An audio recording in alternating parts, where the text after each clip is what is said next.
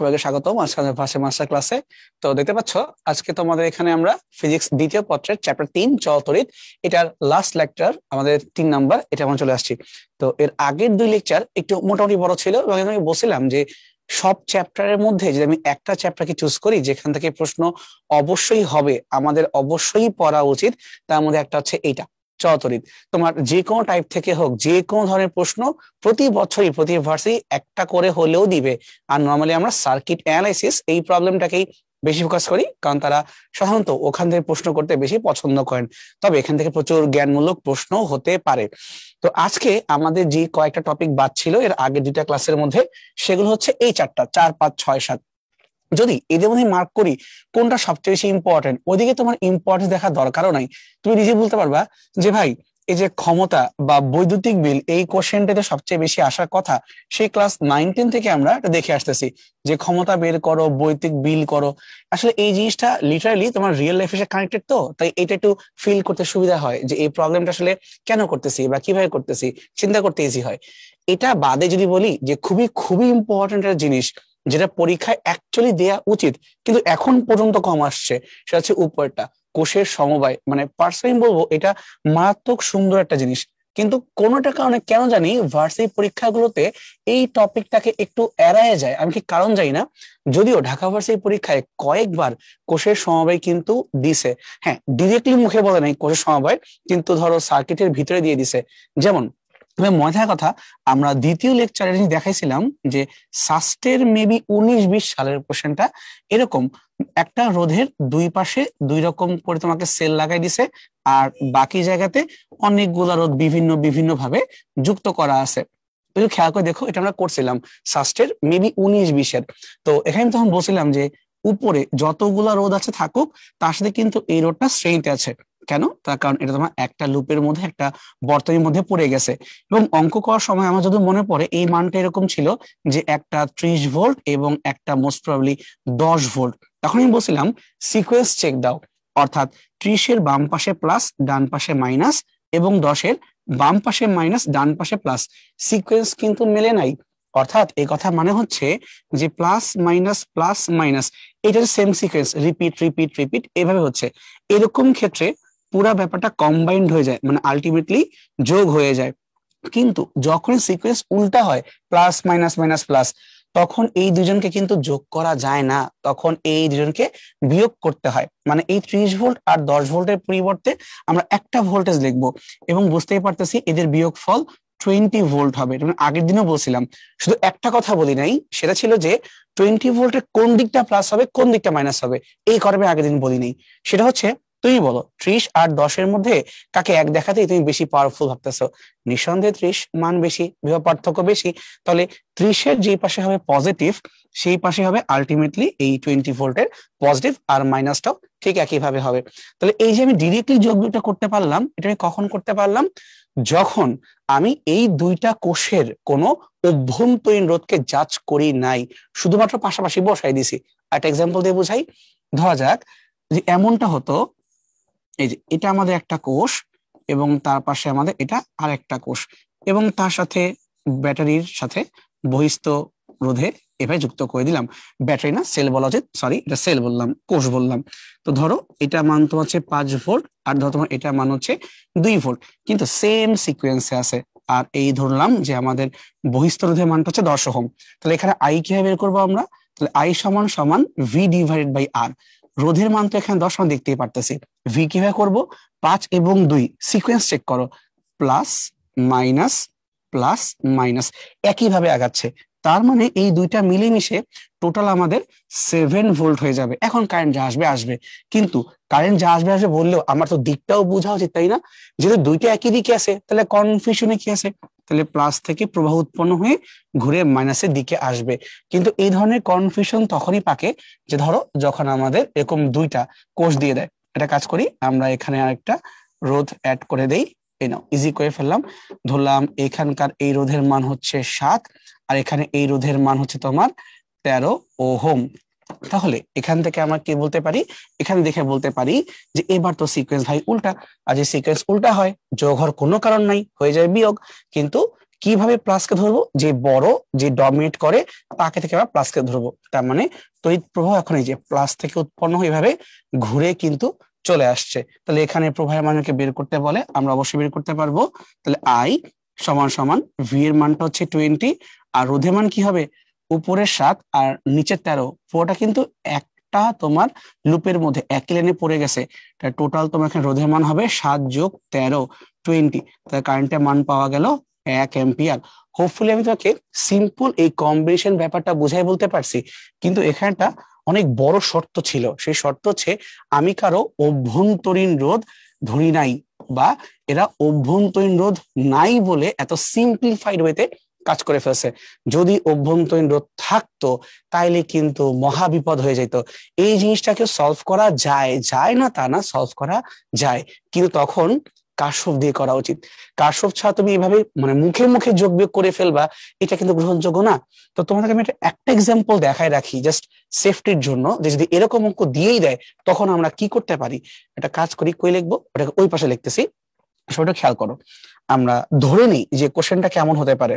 আমরা ধরে নিচ্ছি আমাদেরকে এইভাবে একটা কোষ দেওয়া আছে, ধরলাম এই কোষের মানটা হচ্ছে 2 ভোল্ট, আর অভ্যন্তরীণ রোধের মান ধরলাম 1 ওহম। আমি আঁকলাম না, বাট নিচে লিখে রাখলাম।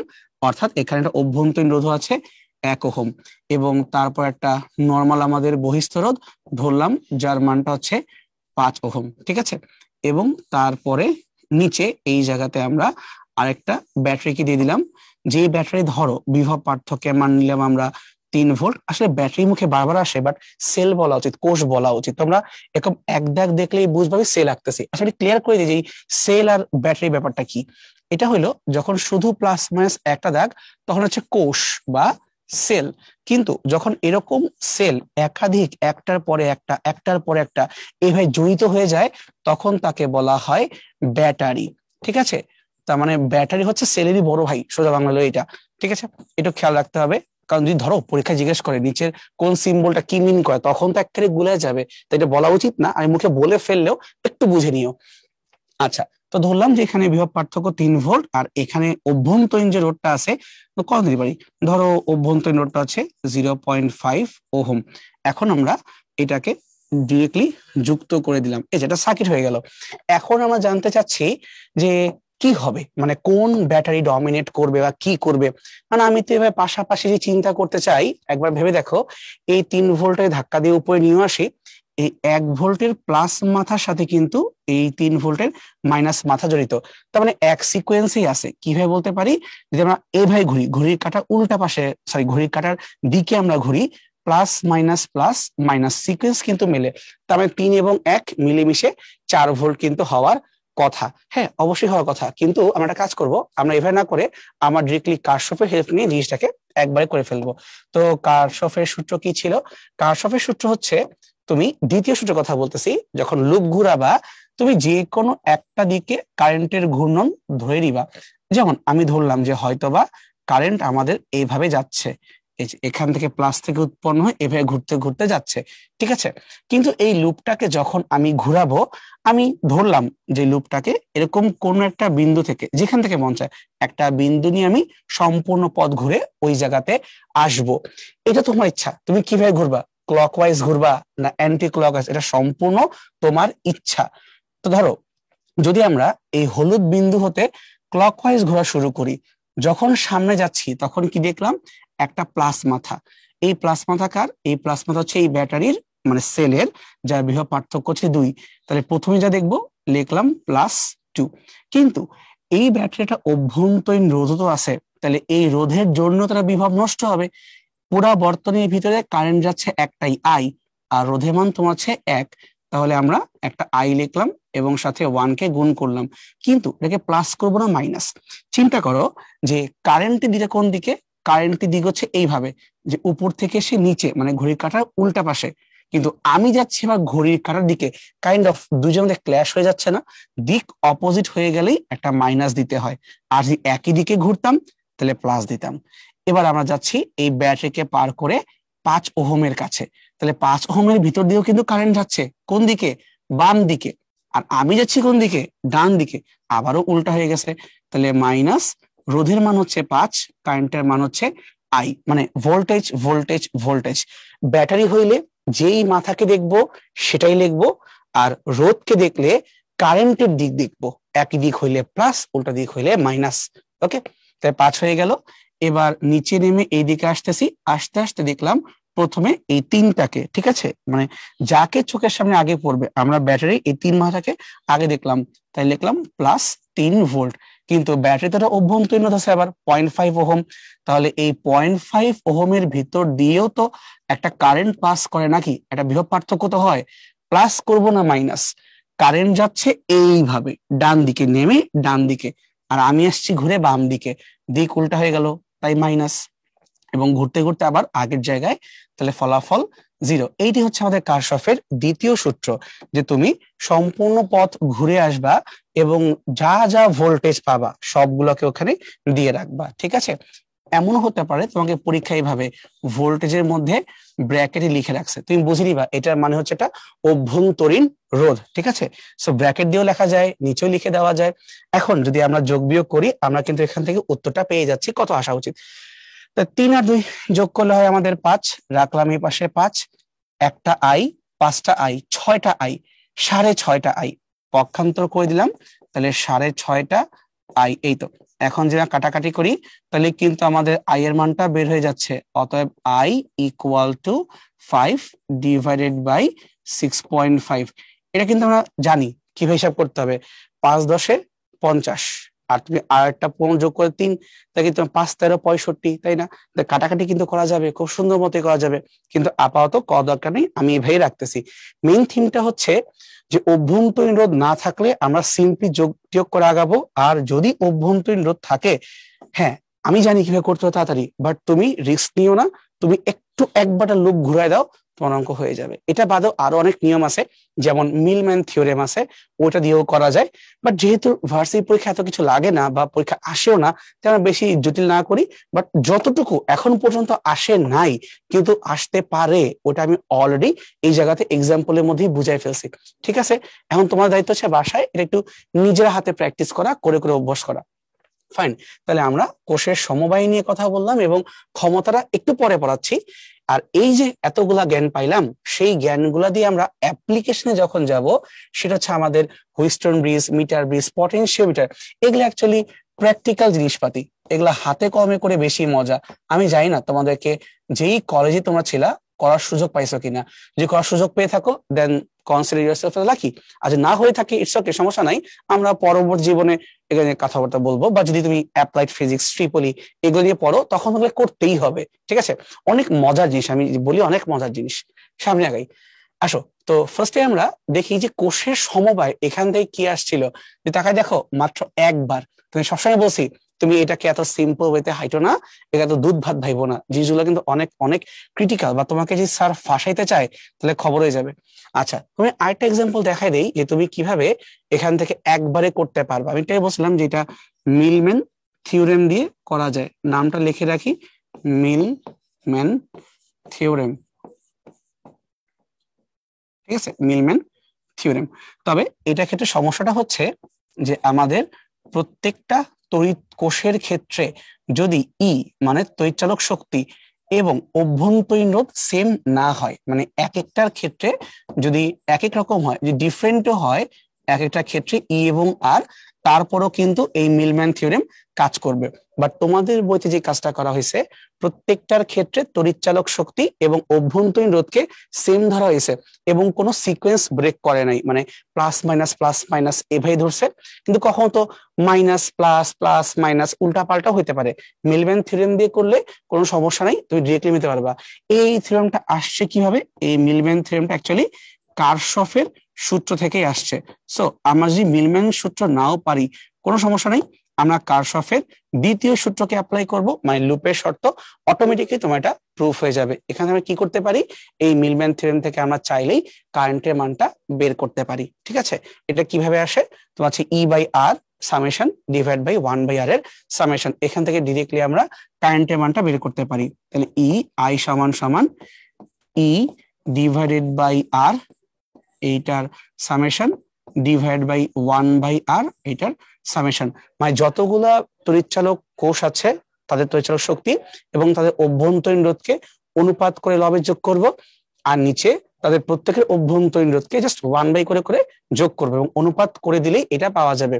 এবং এই কেসে এক একটা যদি এক একটা আর যদি আলাদাও হয় তাতেও কোনো প্রবলেম নাই। সেম সিকোয়েন্স হলে যোগ করতে হয়, উল্টাপাল্টা সিকোয়েন্স হলে বিয়োগ করতে হয়। এই বিষয় নিয়ে আমরা অ্যাডভান্স কোর্সের মধ্যে দেখাবো, আরো ভালো করে দেখাবো। ঠিক আছে, ওই ক্লাস একটু কইরো, তাহলে তুমি আরো ভালো বুঝতে পারবা। ওকে ফাইন, চলো সামনে আগাই। আমরা তোমাদের বইয়ে এখন যেটা আছে সেটার মধ্যে কথা বলার চেষ্টা করি। এটা হচ্ছে এইটা, যে যদি এরকমটা হয় অনেকগুলো কোষ একই সাথে যুক্ত অবস্থায় আছে এবং প্রত্যেকটা কোষের ক্ষেত্রে তুমি খেয়াল করো তাদের তড়িৎচালক কোষের যে তড়িৎচালক শক্তিগুলোর যে সিকোয়েন্স প্লাস মাইনাস এভাবেই আছে, মানে তাদের দুই প্রান্তের যে পোলারিটি এভাবেই আছে, প্রত্যেকের মান সেম আছে এবং প্রত্যেকের অভ্যন্তরীণ রোধ হুবাহু সেম আছে। সো বেসিক্যালি প্রথম শর্তটাই হচ্ছে যে আমরা কোষগুলোকে শ্রেণীতে যুক্ত করব, তা তো বুঝলাম, কিন্তু সবার ই এবং আর সেম হতে হবে। যদি এটা না হয় তাহলে কিন্তু এখন আমরা যে কথাগুলো বলতেছি এটা কিন্তু সত্য হবে না। জিনিসটা কাজ করে কিভাবে, একটা সিম্পল তোমাকে আমি এক্সাম্পল দিয়ে বোঝানোর চেষ্টা করি। সেটা এভাবে, যে ধরো তোমাকে আমি যে কোষগুলো দিচ্ছি প্রত্যেকটা কোষের এখানে তড়িৎচালক শক্তির মান হচ্ছে 2 ভোল্ট 2 ভোল্ট 2 ভোল্ট করে, এবং প্রত্যেকেরই ধরে নাও অভ্যন্তরীণ রোধ হচ্ছে এখানে 1 ওহম করে, প্রত্যেকের একদম হুবাহু সেম টু সেম, কোনো পরিবর্তন নাই। এবং এদের সাথে আমরা কাকে যুক্ত করব, এদের সাথে আমরা যুক্ত করবো এভাবে একটা বর্তনীর বহিস্থ রোধকে। সরি, এখানে আমি রোধ না এঁকে একটা কোষ এঁকে ফেলছি, কোষ হবে না, এখানে আমাদের একটা রোধ আঁকতে হবে। এটাকে বলবো আমরা বর্তনীর বহিস্থ রোধ বা ক্যাপিটাল আর, যেমন ধরো 30 ওহম বহিস্থ রোধ। তাহলে এখন এই বর্তনীর প্রবাহটা কত সেটা আমরা বের করতে চাই, মানে এই যে আইটা কত সেটা আমি বের করতে চাই।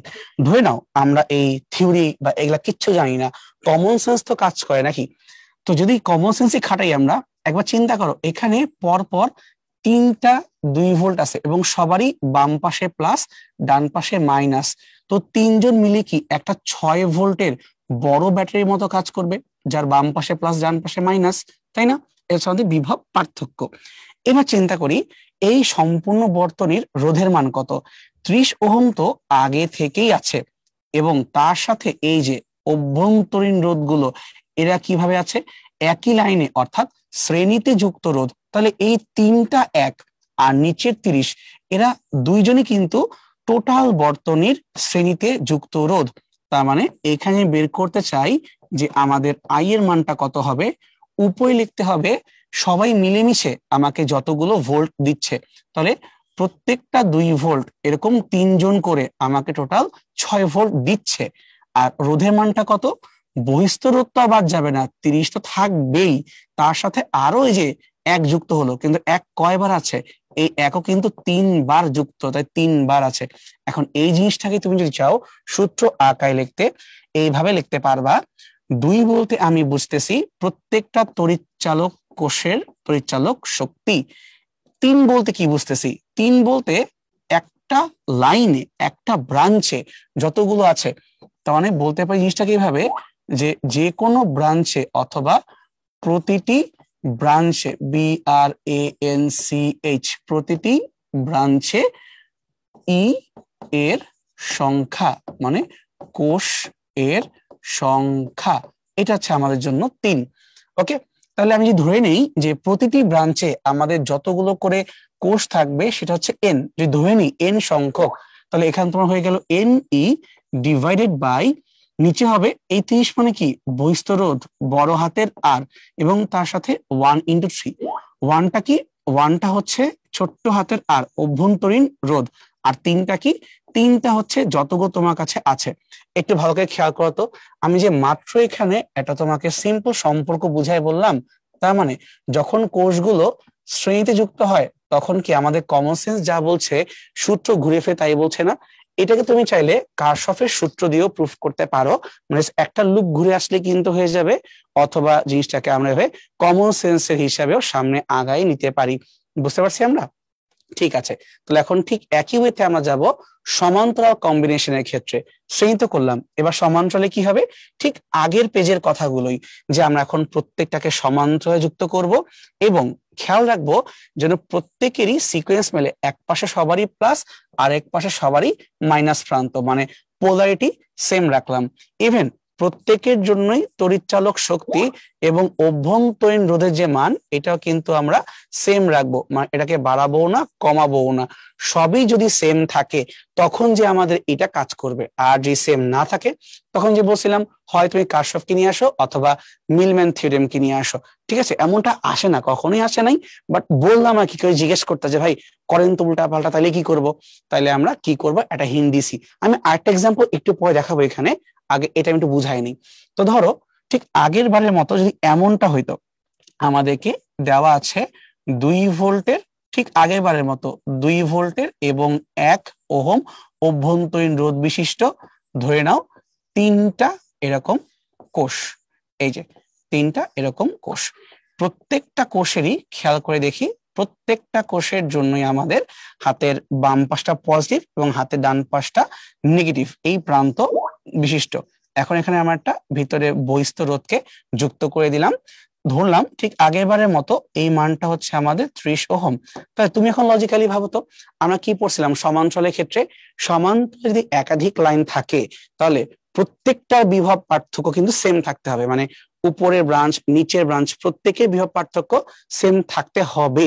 এবং এই জন্যই এটা আমরা খেয়াল করতেছিলাম যেন এখান থেকে আমরা 2 ভোল্টকে পাই, এখান থেকেও আমরা 2 ভোল্টকে পাই, এখান থেকেও আমরা 2 ভোল্টকে পাই, এটাকে কম বেশি করা যাবে না। তাহলে এখন আমি যেই কারেন্ট এখান থেকে পাবো, মানে টোটাল বর্তনী যে কারেন্টটা আমরা পাবো, আইপি নাম দিলাম কারণ আমরা প্যারালাল কম্বিনেশন আছি। তাহলে আমরা কি জানি, নর্মালি কারেন্ট কথা মানে বিভব ডিভাইডেড বাই রোধ, তাই না? তো এখানে প্রত্যেকটা ব্রাঞ্চের বিভবের মানটা কত, 2 ভোল্ট করে। ঠিক আছে, একটু মুছে নেই, ভুলে 1 লিখে ফেলছিলাম, আহা মুছে ফেলি। হ্যাঁ, প্রত্যেকটা ব্রাঞ্চের মান হচ্ছে 2 ভোল্ট করে। এখন আমাদের রোধের মান কত, বর্তনী বহিঃস্রোত 30, এইটাকে তো বাদ দেওয়ার কোনো সুযোগ নাই, এ তো আমার থাকবেই। কিন্তু এবার একটু ঠান্ডা মাথায় ভাবো, প্রত্যেকটা ব্রাঞ্চে আবার 1 ওহম করে অভ্যন্তরীণ রোধ আছে, প্রত্যেকটা ব্রাঞ্চে সেম ঘটনা, কোথাও কম না কোথাও বেশি না। এবার যদি আমরা বলি এই 3টা 1 ওহম কিভাবে আছে, এই 3টা 1 ওহম পরস্পরের সমান্তরালে আছে এবং তার সাথে এই 30 ওহম শ্রেণীতে যুক্ত অবস্থায় আছে, তাই না? তাহলে আমরা মনে হয় এর আগের দিন ক্লাসে বুঝে আসছিলাম, সমান্তরালে একই রকম রোধ যখন বারবার রিপিট করে, যতবার রিপিট করে তা দিয়ে ভাগ করলেই হয়ে যায়। তার মানে 1 ওহম এই মানটা সমান্তরালে 3বার রিপিট করলো, 1 2 3, তাই ভাগ দিলাম 3 দিয়ে, তুল্য হয়ে গেল। তাহলে 30 আর ওই সমান্তরাল আছে আবার শ্রেণীতে। এটাকে যদি আমরা চাই ভাগ আকারে লিখতে ভালো লাগতেছে না, 3টাকে ধাক্কা দিয়ে উপর নিচে গুণ করে দাও, তাহলে তোমার এখানে 3 চলে আসলো, 3 × 2 ডিভাইড বাই 3 × 30 প্লাস তোমার হচ্ছে 1, তাই না? এবার তুমি একটু ভালো করে ভাবো তো যেখানে কোনটা কি মিন করতেছে। তো যে আমরা সমান্তরালে কারেন্টের মানকে বের করতে চাই, তাহলে ব্যাপারটা হইলো 3 বলতে তোমার যতগুলো ব্রাঞ্চ আছে, ধরলাম এম সংখ্যক ব্রাঞ্চ আছে, প্রত্যেকটা ব্রাঞ্চের তড়িৎচালক শক্তি 2 ভোল্ট করে, 2 ভোল্ট করে ই। নিচে যতগুলো ব্রাঞ্চ আছে তার সাথে বহিস্থ রোধ এই যে 30, আর তোমার আছে 3টা ব্রাঞ্চ, এবং যুক্ত করব কি, যুক্ত করব ছোট্ট হাতের আর, কারণ 1 ওহম কি প্রত্যেকের অভ্যন্তরীণ রোধ। তাই দেখো তো এই সূত্র আর এই লেখাটা কি আমরা মিলে পেয়েছিলাম না? অর্থাৎ তুমি যদি সূত্র ভুলেও যাও, তোমার তো কমন সেন্স আর হারা যায় নাই, তুমি তোমার কমন সেন্স দিয়ে চাইলে কিন্তু সূত্র খুব ইজি করে প্রুফ করে ফেলতে পারবা। কারণ মেন কথা তো এটাই ভাই, কারেন্ট কোত্থেকে আসবে, বিভব পার্থক্য আর রোধের অনুপাত থেকেই তো আসবে, তাই না? এখন তুমি কার্শফ দিয়ে করবা না কি দিয়ে করবা সে অন্য কথা, কিন্তু মিনিং তো চেঞ্জ হচ্ছে না, মিনিং তো সেম থাকছে। ওকে, আশা করি আমি বুঝতে পারছি। এই সমান্তরালের জন্য তোমাকে আমি একটা স্পেশাল হিন্ট দিয়ে রাখি, সেটা হচ্ছে এরকম, স্পেশাল বা ডিফারেন্ট, এগুলো আমরা অ্যাডভান্স কোর্সের মধ্যে ডিসকাস করব তোমাদের সাথে। এটা আমি সিম্পল কথা বলে রাখি, ধরো এভাবে সমান্তরাল যখন যুক্ত করব, একটার পটেনশিয়াল হচ্ছে 3 ভোল্ট, আরেকটা সেলের যে পটেনশিয়াল ধরো এইটা তোমার হচ্ছে 1 ভোল্ট। আর এই দুইজনের সাথেই আমরা সমান্তরাল করে একটা বহিস্থ রোধকে যুক্ত করলাম, ধরে নেই 10 ওহম। এখন এই চিত্র হতে যে আমি জিজ্ঞেস করি, বলো তো এখানে তোমার তড়িৎ প্রবাহের মানটা কত হবে? তুমি প্রথমেই কনফিউজ হয়ে যাবা যে ভাই অভ্যন্তরীণ রোধ কই গেল? আপনার এগুলা জায়গায় যে ছোট্ট আর ছিল 1 ওহম, ও কই গেল? ও নাই। তা তুমি তো এখন যদি এই সূত্র নিয়ে আগাইতে যাও, তাহলে ছোট আর এর মানটা 0। ঠিক আছে, বিশ্বাস করলাম। এম এর মান ব্রাঞ্চ আছে 2, কিন্তু ই এর মান কত ধরবা? এখানে তো একটা 3 আর একটা তো 1, এখানে কিন্তু দুইটা সেম না। তো যখন এরকম হয় যে তোমার দুইটাই 2 রকম মান পাওয়া যায়, তখন একটু অন্য ওয়েতে ভাবতে হয়।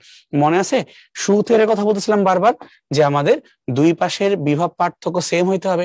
তার মানে এই পাশের এই নোডের আর এই নোডের বিভব পার্থক্য যা হবে, ঠিক ওই সময়ই উপরের এই বিন্দু আর এই বিন্দু দ্বয়ের মধ্যে বিভব পার্থক্য সেম হইতে হবে। কিন্তু একটু লজিক্যালি চিন্তা করো, এই জায়গাতে তুমি যদি এই কাজটা করতে যাও, উপরে 3 আর নিচে 1 কম বেশি হয়ে যাচ্ছে না? এখন বিভব বেশি কোনটার? 3 ভোল্টের। একটু আগে বলছিলাম যখন ব্যাটারি প্লাস মাইনাস করি, ওই সিকোয়েন্সের ক্ষেত্রে যার বিভব বেশি সেই ডমিনেট করে। এখানেও একই ঘটনা ঘটবে, যার বিভব বেশি সেই ডমিনেট করবে। অর্থাৎ এইটার চেহারা হবে এরকম, যে বেশি 3 ভোল্ট শুধুমাত্র সে এক্সিস্ট করবে, 1 ভোল্ট গায়েব হয়ে যাবে। 3 ভোল্টের সাথে শুধুমাত্র এখানকার এই যে 10 ওহম এইটা এক্সিস্ট করবে, বাকি সব শেষ। তাহলে এখন এখান থেকে অ্যান্সার আমরা কি পাবো? এখানে আমরা অ্যান্সারটা পাবো, এই সার্কিটের আই হবে বিভবের মান 3, রোধের মান 10, তাহলে তোমার হচ্ছে 0.3 অ্যাম্পিয়ার। দেখছো, আমি তোমাকে আগে বলছিলাম এটা কিন্তু স্পেশাল। তার মানে স্যাররা যদি আমাদেরকে ভাসাইতে চান, তাহলে তাদের কাছে কিন্তু অনেক ট্রিক আছে। জাস্ট একটা সিম্পল এই নর্মাল কোর্সের সময়টাকেই ওনারা এইভাবে দিয়ে দিবেন, আমাদের তাতেই কিন্তু খবর হয়ে যাবে। এই যে বুঝতে পারছো? তার মানে একটু বাসায় এই জিনিসগুলো আমাদের ঠান্ডা মাথায় চিন্তা করার দরকার আছে। এগুলা হঠাৎ করে দিলে মাথায় আসে না, এগুলো অনেক প্র্যাকটিস করার জিনিস।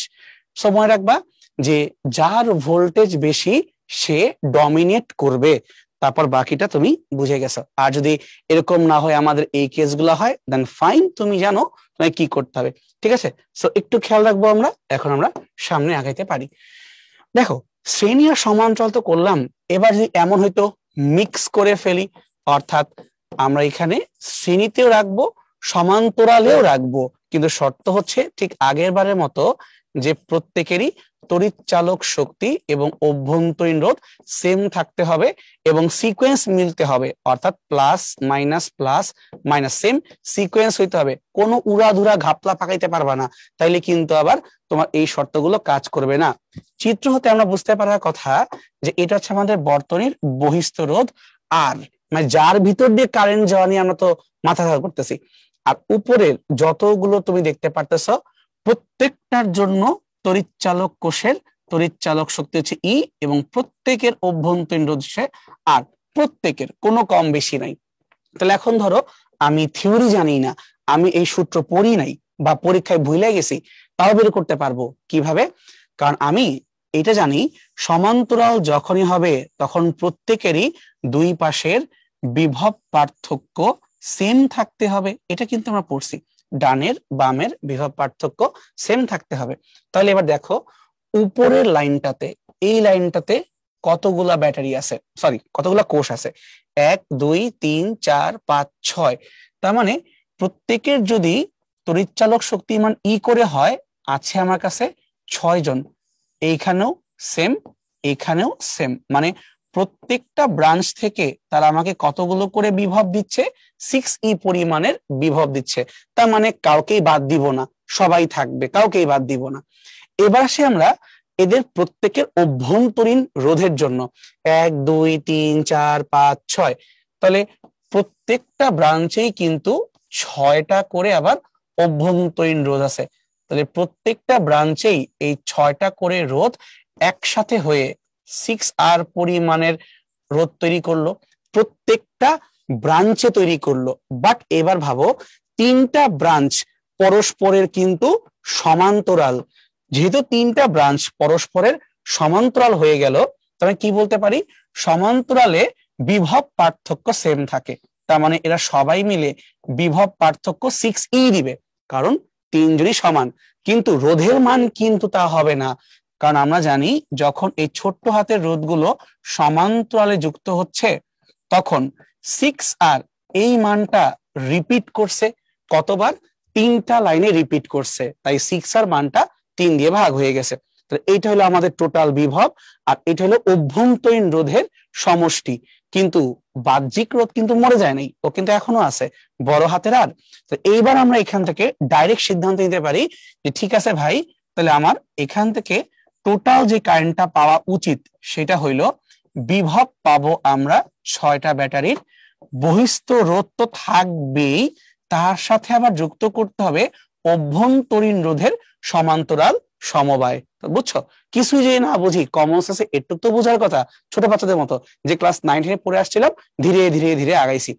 এই লেখাটাকেই যদি আমরা একবারে লিখতে চাই তখন কি করতে হবে, সবার আগে ভাগটাকে পছন্দ হচ্ছে না, এই তিনটাকে উপরে উঠায় দাও, 3 into 6 into e এভাবে লেখা যায়, আর নিচে 3 into r plus 6 into r এভাবে লেখা যায়।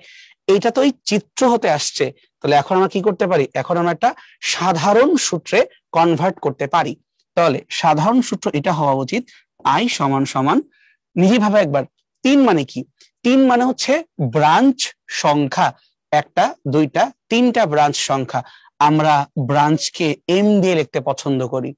6 কথার মানে কি, 6 কথা মানে হচ্ছে প্রত্যেকটা ব্রাঞ্চে যতগুলো করে কোষ আছে, এটাকে আমরা একটু আগে ছোট হাতের এন দিয়ে লিখে আসছিলাম, তড়িৎ চালক শক্তিকে তো ই দিয়েই লিখি। তাহলে ঠিক একইভাবে 3 মানে এম, বড় আর মানে বহিস্থ রোধ, 6 মানে এন, ছোট আর মানে অভ্যন্তরীণ রোধ। তাহলে আমরা পেয়ে গেলাম যে আমাদের কোষের সমবায় যদি মিশ্র হয়ে যায় তো সূত্র হবে M N E M R plus N আর। শুধু খেয়াল রাখতে হবে এম কথার মানে হলো তোমার কাছে কতগুলো ব্রাঞ্চ আছে, শাখা আছে, আর এন কথার মানে হচ্ছে নাম্বার অফ সেল, কতগুলো কোষ আছে পার ব্রাঞ্চ, প্রতিটা ব্রাঞ্চে কতগুলো করে কোষ আছে। এখন বাকিটা তোমার বুদ্ধি, তুই খালি বসাই দিবা, অঙ্ক হয়ে যাবে। যাদের মাথার বুদ্ধি অতিরিক্ত বেশি তারা এখন বলতে পারো ভাই আমাদের তো তাহলে একটু আগের এই সমান্তরাল বা তার আগের শ্রেণী এগুলা ভাবার দরকারই নেই। তার কারণ সমান্তরাল যখন হচ্ছে তখন এই ক্ষেত্রে আমি কি বলতে পারি ডিরেক্টলি, ব্রাঞ্চ কয়টা, শ্রেণী যখন হবে তখন ডিরেক্টলি এম ইকুয়াল টু 1, কারণ ব্রাঞ্চ আছেই একটা। আর যখন সমান্তরাল হবে তখন বলতে পারি ব্রাঞ্চ তো আছে কিন্তু প্রতিটা ব্রাঞ্চে তো আমার কোষের মান একটা করি, তার মানে এন ইকুয়াল টু 1, তখন তোমার এইটা। আর ফাইনালি যদি এম এন দুইটাই এক্সিস্ট করে, নাও বসায়া দাও, তার মানে আমরা এইটাকে মনে রাখবো, এটাকে মনে রাখলে বাকি সবগুলো করতে পারবা। খালি এম আর এন কে গুলায় বসো না, তাহলে অঙ্ক গেছে, পুরো উল্টায় যাবে। আর যে কনফিউজ হয়ে যাও, দেখো আমি যে প্রুফ করছিলাম কারশফ ছাড়াই 9-10 ওয়েতে, এভাবে করো, এটাই সেফ থাকবে। ঠিক আছে, তাহলে এই টপিকটা বেস করে আমরা একটা অঙ্ক করতেই পারি। তোমাকে বলা হচ্ছে প্রতিটি 2 ভোল্ট এবং 2 ওহম অভ্যন্তরীণ রোধ, তাহলে ই সমান সমান 2 ভোল্ট, ছোট্ট হাতের আর মানে তোমার হচ্ছে 2 ওহম, এরকম কয়টা আছে, 24টা বিদ্যুৎ কোষ আছে। এই জায়গাতেই ঝামেলা, 24টা বিদ্যুৎ কোষ মানে কি টোটাল সংখ্যা। একবার ভাবো তো, ধরো তোমাদের স্কুলে কোনো একটা ক্লাসরুমে, ধরো ল্যাবের কথাই বলি, তোমাদের ধরো স্কুলে যখন ল্যাব করে আসছো বা যখন কলেজে ল্যাব করে আসছো, ধরলাম ল্যাবে এরকম 3টা বেঞ্চ আছে এবং তোমরা এই 3টা বেঞ্চের প্রত্যেকটায় 4 জন করে ফ্রেন্ড মিলে বসতে পারতা। এই যে তাহলে এই প্রত্যেকটা বেঞ্চে 4 জন করে বসতে পারতেছো, স্কুল হোক বা কলেজ হোক, ল্যাব কিন্তু ছোট ছোট হয়, বেশি বড় বড় হয় না। তাহলে এই ল্যাবে তোমার একটা গ্রুপ, ওকে, আমি জিজ্ঞেস করি বলো তো এই গ্রুপে কতজন স্টুডেন্ট আছে? তুমি কমন সেন্সে বলতে পারো যে ভাই আমরা এক একটা বেঞ্চে 4 জন করে বসি আর বেঞ্চ আছে আমাদের কাছে 3টা, তাহলে আমরা 3-4-এ 12 জন ফ্রেন্ড মিলে একটা ল্যাবের গ্রুপ বানাইছি, আমরা এক্সপেরিমেন্ট করি। সুন্দর লজিক। এখন ভাবতে পারো ভাই এইটার সাথে অঙ্কের কানেকশন কোথায়? ডিরেক্টলি কানেকশন আছে। চিন্তা করো যতগুলো বেঞ্চ, এই বেঞ্চ মানে তো সারির সংখ্যা এম, তাহলে এম কয়টা এখানে 3, আর প্রত্যেকটা বেঞ্চে বসছো কয়জন করে? 4 জন করে। তাহলে প্রত্যেকে তোমরা নিজেরাই তো একটা করে সেল, তাহলে এম আর এন গুণ করলে কি 3 4 12 বের হয়ে গেল না? তার মানে একটা সারিতে 4 জন করে রাখবো, এরকম সারি আছে 3টা, তাহলে টোটাল যে কোষকে রাখবো এটা কত? 12 হয়ে গেল না? তাহলে এখান থেকে আমরা কি দাবি করতে পারি যে প্রশ্ন মতে এম এন সমান সমান 24? কেন? বলেই তো দিছে 24টা বিদ্যুৎ কোষ আছে, ওকে আমি ভাঙবো, যেমনে মন চায় ভাঙবো, কিন্তু এম আর এন এর গুণফল তো 24ই হইতে হবে, ঠিক আছে? সো এইটা জাস্ট একটা এক্সাম্পল ছিল, এটাকে আমি আলাদা করে রাখি, থাকুক, সেটা এক্সাম্পল ছিল, বই রাখি এক্সাম্পল ইএক্স। আমরা অঙ্কে ব্যাক করি, কি বলতেছে? এদেরকে এমন ভাবে সাজাও যেন একটা 3 ওহম রোধের মধ্য দিয়ে সবচেয়ে বেশি বিদ্যুৎ প্রবাহিত হয়। এইখানে ঘাপলা, সর্বাপেক্ষা বেশি মাত্রা তুমি বিদ্যুৎ চাচ্ছ, এইটা আবার কই থেকে আসলো? এটা আমরা আগে কখনো পড়ি নাই। আমাদের একটু আগে সূত্র পড়ছিলাম, মিশ্র সমবায়ের ক্ষেত্রে কারেন্টের মান আই সমান সমান M N E divided by M R plus N R. আমাদের এই সূত্র পড়ছি, এখানে আবার সর্বোচ্চ প্রবাহ, সবচেয়ে কম প্রবাহ, এগুলা কই থেকে আসলো আবার? একটু লজিক্যালি ভাবো, তুমি যদি এই আইটাকে সর্বোচ্চ করতে চাও তাহলে এই হটাই কি করতে হবে? যে কোনো ভগ্নাংশে হরের মান যত ছোট হবে ফলাফল তত বড় হবে, তাই না? তাহলে আমরা একটা কাজ করি, আমরা হরটাকে একটু আলাদা করে লিখি, এম আর প্লাস এন আর। এইবার হতে পারো যোগ বিয়োগ করে কি করব? ওয়ে আছে, ঠান্ডা হও। যদি আমরা এম আর কে রুট ওভার করে স্কোয়ার করে ভাবি এবং এন আর কেও যদি রুট ওভার করে স্কোয়ার করে ভাবি, তাহলে কি A square plus B square এমনটা লেখা যায় না? তাহলে তাই যদি হয় A square plus B square, আমরা কি করতে পারি? A minus B, A minus B whole square plus 2ab, এমনটাকে লিখতে পারি না? আমরা ছোটকালে ক্লাস 6 7 এই ফর্মুলা গুলো কিন্তু পড়ে আসছি যে a plus B whole square কে ভাঙলে কি পাওয়া যায়? a minus B whole square plus 2ab, হর হচ্ছে এটা। এবার লজিক্যালি ভাবো, এই হরটাকে তুমি যদি চাও সর্বনিম্ন করতে, এই হরটাকে চাচ্ছ তুমি সর্বনিম্ন করতে বা মিনিমাম করতে, তাহলে কি করতে পারি? আমরা এই পদটাকে শূন্য ভাবতে পারি না? এইটা যে সামনে এই পদটা আমার শূন্য হয়ে যায়, তখন কিন্তু মানটা ছোট হয়ে গেল, কারণ এরা কিন্তু বাদ যাবে না, বড় আর ছোট আর এম এন এরা কেউ বাদ যাবে না, কিন্তু কে বাদ যাওয়া সম্ভব? বিয়োগ ফলটা বাদ যাওয়া সম্ভব। তার মানে হরকে যদি মিনিমাম করতে হয় তাহলে আমরা এই সিদ্ধান্তে চলে আসলাম যে আমাদের যোগ বিয়োগকে শূন্য করতে হবে, অর্থাৎ root over M R minus root over N R equal to 0 হতে হবে। অথবা ইজি করে বলতে পারি যে ভাই এম আর সমান সমান এন আর, এইটা হইতে হবে, ঠিক আছে? আমি তোমার সূত্রটা প্রুফ করে দিলাম। তার পাশে লিখতে পারি যে যদিও এটা হচ্ছে আমাদের সম্পূর্ণ প্রবাহের জন্য শর্ত, বাট এই প্রবাহটাকেই তুমি যদি চাও আবার সর্বোচ্চ করতে, মানে ম্যাক্সিমাম করতে, আই ম্যাক্স ম্যাক্স করতে চাও, তাহলে উপরে হাত দিতে হবে না, এম এন ই সবাই তো কনস্ট্যান্ট আসলে, কিন্তু নিচের এই এম আর আর এন আর দুইটাকে তুমি ইকুয়াল বলতে পারো, ঠিক আছে? এখন প্রশ্ন হলো যে ভাই আমি কি তাহলে এন আর দিয়ে রিপ্লেস করবো নাকি এম আর দিয়ে রিপ্লেস করবো? এটা তোমার ইচ্ছা, তুমি যেভাবে চাও রিপ্লেস করতে পারো, মানে টুয়াইস এম আর এভাবেও লিখতে পারো, অথবা 2nr এটাও লিখতে পারো, একই কথা, কোনো সমস্যা নাই। আমি লিখে রাখতেছি এই যে M N E divide by twice N R, মানে একটা লিখলেই হইলো। সমস্যাটা যে জায়গাতে, সেটা হলো এই জায়গাতে যে আমরা তো এম এর মান জানি না, আমরা তো এন এর মানও জানি না, এখানেই বুদ্ধি খাটাও। এম যাও না, কেউ সমস্যা নেই তো, কিন্তু বড় হাতের মান জানো তো, মানে বহিঃস্থ রোধ এটা কত? এই যে 3 ওহম তোমাকে দেওয়া আছে, তাহলে এম ইন্টু 3 সমান সমান, এন জানি না সমস্যা নাই, ছোট আর তো জানো, 2 জানো, তাহলে বসায় দাও। তাহলে থ্রাইস এম সমান সমান টুয়াইস এন, অথবা এম সমান সমান 2/3 অফ এন, এটা হচ্ছে আমাদের একটা শর্ত। এবং আমরা আরেকটা জানতাম যে এম আর এন কে গুণ করলে পাওয়ার কথা 24, এটা কোত্থেকে পাইলাম? এই যে সংখ্যা, কোষের সংখ্যা এম এবং এন কে গুণ করলে পাওয়ার কথা 24, তো যে আমরা এখানে এম এর জায়গায় বসাই দেই 2/3, দুইটা এন মিলে এন স্কোয়ার সমান সমান 24 হয়ে গেল। এখন যদি আমরা একটু কাটাকাটি করি তাহলে এন এর মানটা পেয়ে যাব। তো দেখো তো কি অবস্থা হয়, 2 দিয়ে 24 কাটলে হয় 12, 3 12 36, 36 কে রুট করলে হয় 6, তাহলে n ইকুয়াল টু 6। আর যেই মুহূর্তে তুমি n এর মান পেয়ে গেলা তুমি তখন কিন্তু m টাকেও পেয়ে যাবা। এই n ইকুয়াল টু 6টা এই জায়গায় বসাও, 6 দিয়ে 12, 3 দিয়ে কাটলে 3 4 12, তাহলে m ইকুয়াল টু 4। তার মানে আমরা অ্যাটলিস্ট এই উত্তরটা পেয়ে গেলাম।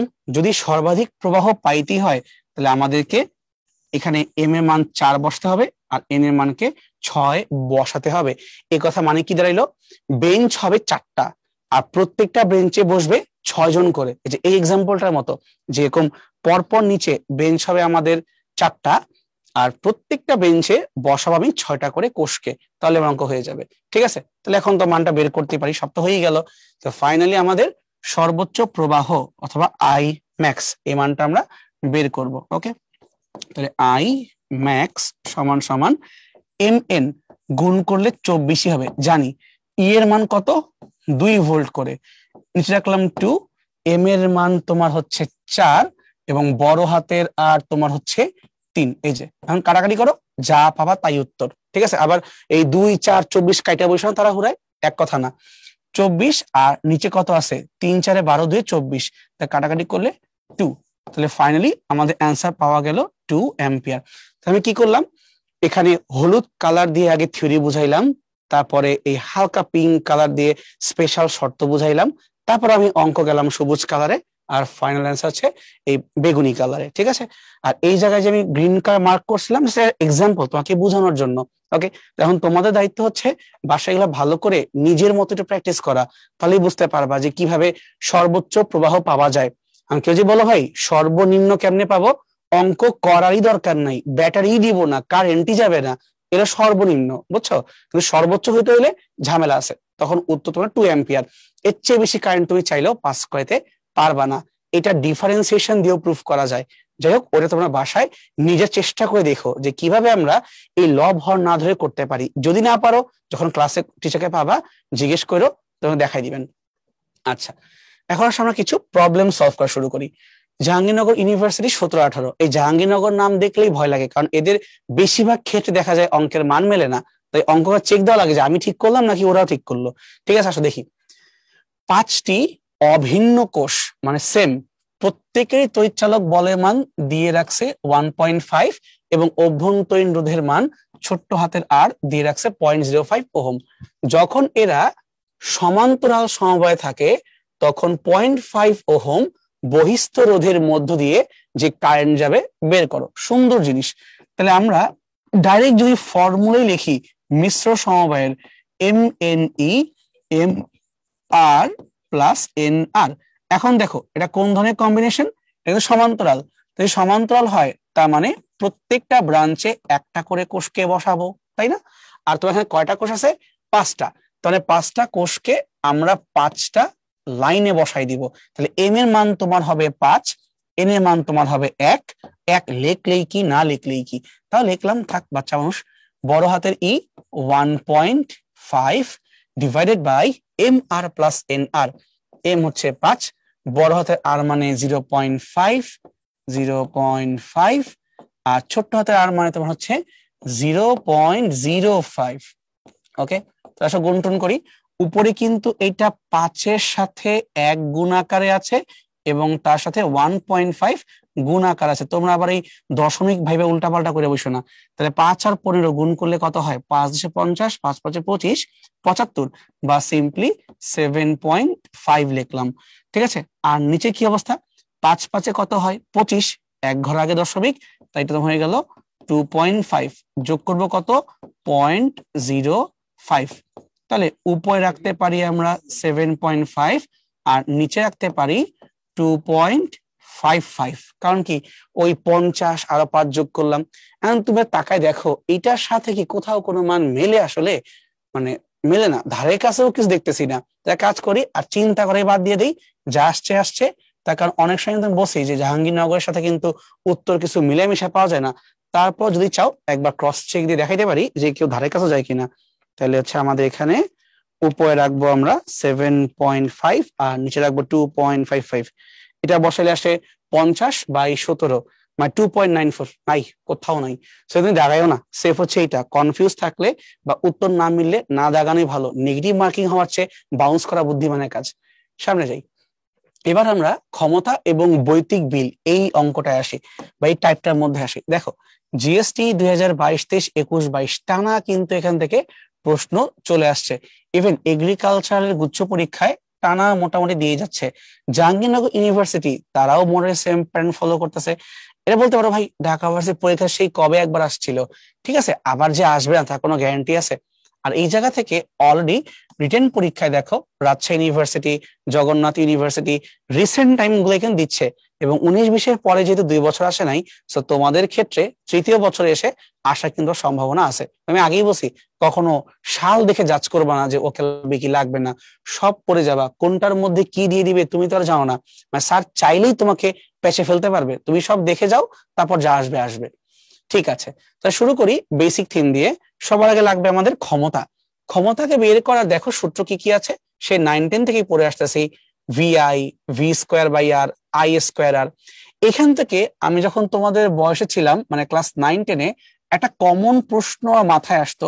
সেটা হইলো, যদি জিজ্ঞেস করে বসে পি এর সাথে আর এর সম্পর্ক কি, যদি পি এর সাথে আমি আর এর সম্পর্ক বের করতে যাই, V²/R এটাকে দেখলে মনে হচ্ছে 1/R।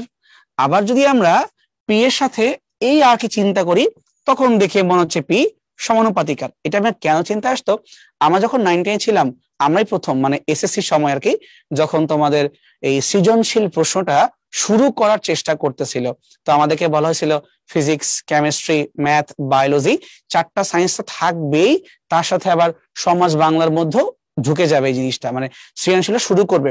পরে বিভিন্ন কারণে বোর্ডের এই সিদ্ধান্ত বাতিল হইলো, ফিজিক্সের রাখে নাই, কিন্তু কেমিস্ট্রি ছিল, তারপরে বাংলায় ছিল, এই দুইটাই ছিল। সমাজে কি ছিল, সমাজও মনে ছিল, আমার ঠিক মনে পড়তেছে না। যাই হোক, মানে মেন কথা ফিজিক্সে বাদ গিয়েছিল।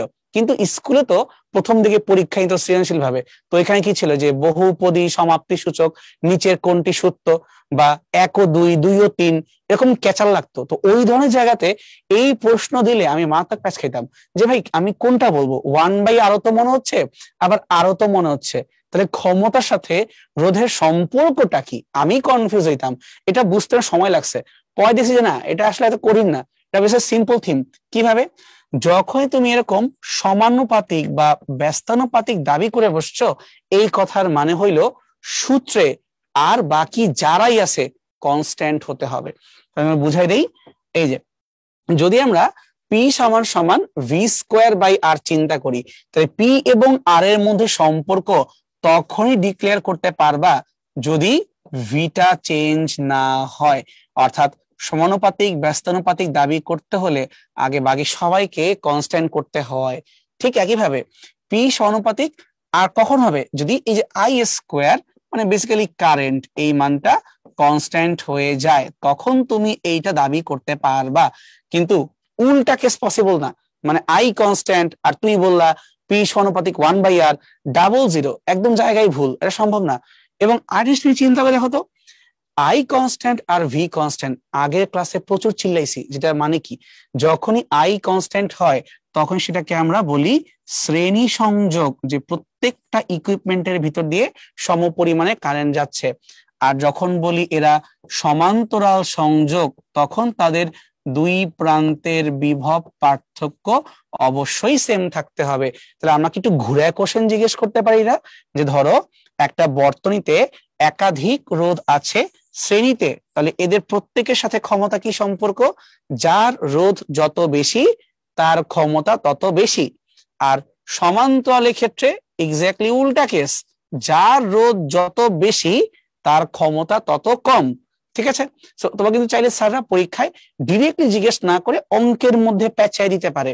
যেমন ধরো কিভাবে পেঁচানো যেতে পারে, আমরা একটা ছোট্ট প্রবলেম চিন্তা করি, তাহলে ভালো হয়। একটা রিয়েল লাইফের প্রবলেম নেওয়া যাক। ধরি বাল্ব, আমাদের কাছে দুইটা বাল্ব আছে, বাল্ব 1 এবং ধরো বাল্ব 2। ওকে, একটাকে ধরলাম আমরা 50 ওয়াট 100 ভোল্ট, আর ধরো আরেকটাকে ধরলাম 30 ওয়াট এবং তোমার হচ্ছে 60 ভোল্ট ধরলাম আর কি, দুইটা বাল্ব। এখন কোশ্চেন হইলো এই দুইটা বাল্বকে আমরা একবার যুক্ত করব শ্রেণীতে এবং আরেকবার যুক্ত করব সমান্তরালে, এবং আমি জানতে চাই যে কখন কোন বাল্বটা বেশি উজ্জ্বল হবে। একবার যুক্ত করব শ্রেণীতে, আরেকবার যুক্ত করব সমান্তরালে। আমি জানতে চাই কখন কোন বাল্বটা বেশি উজ্জ্বল হবে, বা যদি দুইটাই উজ্জ্বল হয় হবে আমাকে বের করে দিবা। তাহলে বেশি উজ্জ্বল হবে এই কথার মানে কি? বেশি উজ্জ্বল হবে কথার মানে হচ্ছে ক্ষমতা বেশি, যার ক্ষমতা যত বেশি তার উজ্জ্বলতা ততটা বেশি। এরই বের করবো, কেমনে বের করবো ওটা খাওয়ার জন্য তো আমাকে চেক দেওয়া লাগবে। পোলাপান গণহারে যে মিস্টেকটা করে, ওরা ভাবে কি ভাই এই দেখেন 50 ওয়াট ছোট 30 ওয়াট বড়, তাহলে উত্তর 50 ওয়াট না, এমনি কখনো বলতে হয় না। তুমি আগে বের করবা দুইটা বাল্বের জন্য রোধের মান কত। প্রথম কাজই হলো এটা রোধের মান বের করা। তাহলে R1 আমরা প্রথমটার জন্য রোধের মানকে বের করব। তুমি পাওয়ার জানো, তুমি ভোল্টেজ জানো, তাহলে P সমান সমান V স্কোয়ার বাই R, অথবা R সমান সমান V স্কোয়ার বাই P। তার মানে বিভবকে স্কোয়ার করব, ক্ষমতা দিয়ে ভাগ দিব। তাহলে প্রথমটার বিভব কত? 100 স্কোয়ার ডিভাইডেড বাই 50। 100 স্কোয়ার মানে কি? তোমাকে 100 দুইবার গুণ করে দেওয়া আছে, ভাগ দিব আমরা 50 দিয়ে। দেখতে পারবো না আমরা? তাহলে 50 দিয়ে 100 কাটলে 2, 2 আর 100 তো হইলো 200। তাহলে এখানে রোধের মান পাইলাম আমরা 200। ঠিক একই ভাই যদি আমরা দ্বিতীয় বাল্বের ক্ষেত্রে সেম কাজটাই করি, তাহলে ওর এখানে উপরে যাবে তোমার বিভব স্কোয়ার আর নিচে তোমার হবে ওয়াট। তাহলে ওর বিভব হচ্ছে কত? 60 ভোল্ট। তাহলে 60 স্কোয়ার আর ওর ক্ষমতা কত? 30। তাহলে আমরা 60 কে দুইবার গুণ দিব এবং ভাগ দিব 30 কে দিয়ে। তাহলে 3 দুয়ে 6, 6 দুয়ে 12, 120 ওহম। তাহলে প্রথম কাজই হবে আমরা আগে বের করব এদের উভয়ের রোধের মানটা কত। 1, 2 বের করলাম। এবার সময় আসছে সিদ্ধান্ত নেওয়ার। শ্রেণী সংযোগ যদি হয় তাহলে কি বলবো? পি সমান সমান আই স্কোয়ার আর, অর্থাৎ পি সমানুপাতিক আর। যার রোধ বেশি তার পাওয়ার বেশি। তুমি কও মিয়া কার রোধ বেশি? R2 120 এবং R1 200। চোখ বন্ধ করে বলতে পারি শ্রেণী সংযোগে আমাদের প্রথম বাল্ব অবভিয়াসলি বেটার পারফর্ম করবে। ওর রোধ বেশি, ওর পাওয়ার বেশি, বেশি উজ্জ্বল হবে। বাট সমান্তরালে উল্টা ঘটনা ঘটবে। পি সমান সমান ভি স্কোয়ার বাই আর, তাই রোধের সম্পর্কটা উল্টা হবে। যার রোধ কম সে বেশি উজ্জ্বল হবে। রোধ কার কম? R2 120। তাহলে এখন সমান্তরাল সংযোগের ক্ষেত্রে দ্বিতীয় বাল্ব 2 এইটা বেশি উজ্জ্বল হয়ে কাজ করা শুরু করবে। তাহলে এখানে আমরা হোপফুলি বুঝতে পারছি কোশ্চেনটা কি ছিল। তাহলে আমরা একটু আলাদা করে দেই। এই যে এইটা হচ্ছে আমাদের এই থিওরি, যে কোনটা বেশি ব্রাইট হবে, which one will be brighter if both are connected in series and in parallel connection। এই ইংলিশ টার্ম গুলো কেন জানা উচিত? তার কারণ তুমি অনেক সময় হয়তো বাংলায় বুঝবা না, বাট ইংলিশ ওয়ার্ড দেখলে কমন সেন্সে বুঝবা, বা গুগলে সার্চ করলে তোমার ভালো হবে না। তো তোমার এগুলো বুঝা উচিত, এত কঠিন না ভাই। আচ্ছা, এবার যে কার শখ ওঠে ভাই ক্ষমতা তো বুঝছি, এটা আপনি এনার্জিতে কনভার্ট করেন, এটার কি জিনিস? ক্ষমতার সময় দিয়ে গুণ দিবা, কাহিনী খতম। তাহলে দেখো তো এখানেও গ্যাঞ্জাম লাগে যে ভাই আর কি সমানুপাতিক না ব্যস্তানুপাতিক। এবার তুমি জানো যে কেন সমানুপাতিক নিবা বা কেন ব্যস্তানুপাতিক নিবা। বাট ওভারঅল যখন আমাদেরকে কিছু বলে দেয় না, মানে কিচ্ছু উল্লেখ করে না, আমরা সবসময় এর কাছে যাইতেই পছন্দ করি, মানে আই স্কোয়ার আর টি। কারণ কি আমরা লিনিয়ার, মানে ওই সমান্তরাল নিয়ে মাথা ঘামাই না। নর্মালি আমরা শ্রেণী সংযোগ নিয়ে মাথা ঘামাই, তাই জন্য আমাদের ওই শক্তি পিটি আই স্কোয়ার আর থেকে বের করি, ইউজুয়ালি করি, বাট দরকার পড়লে সবই করতে পারি।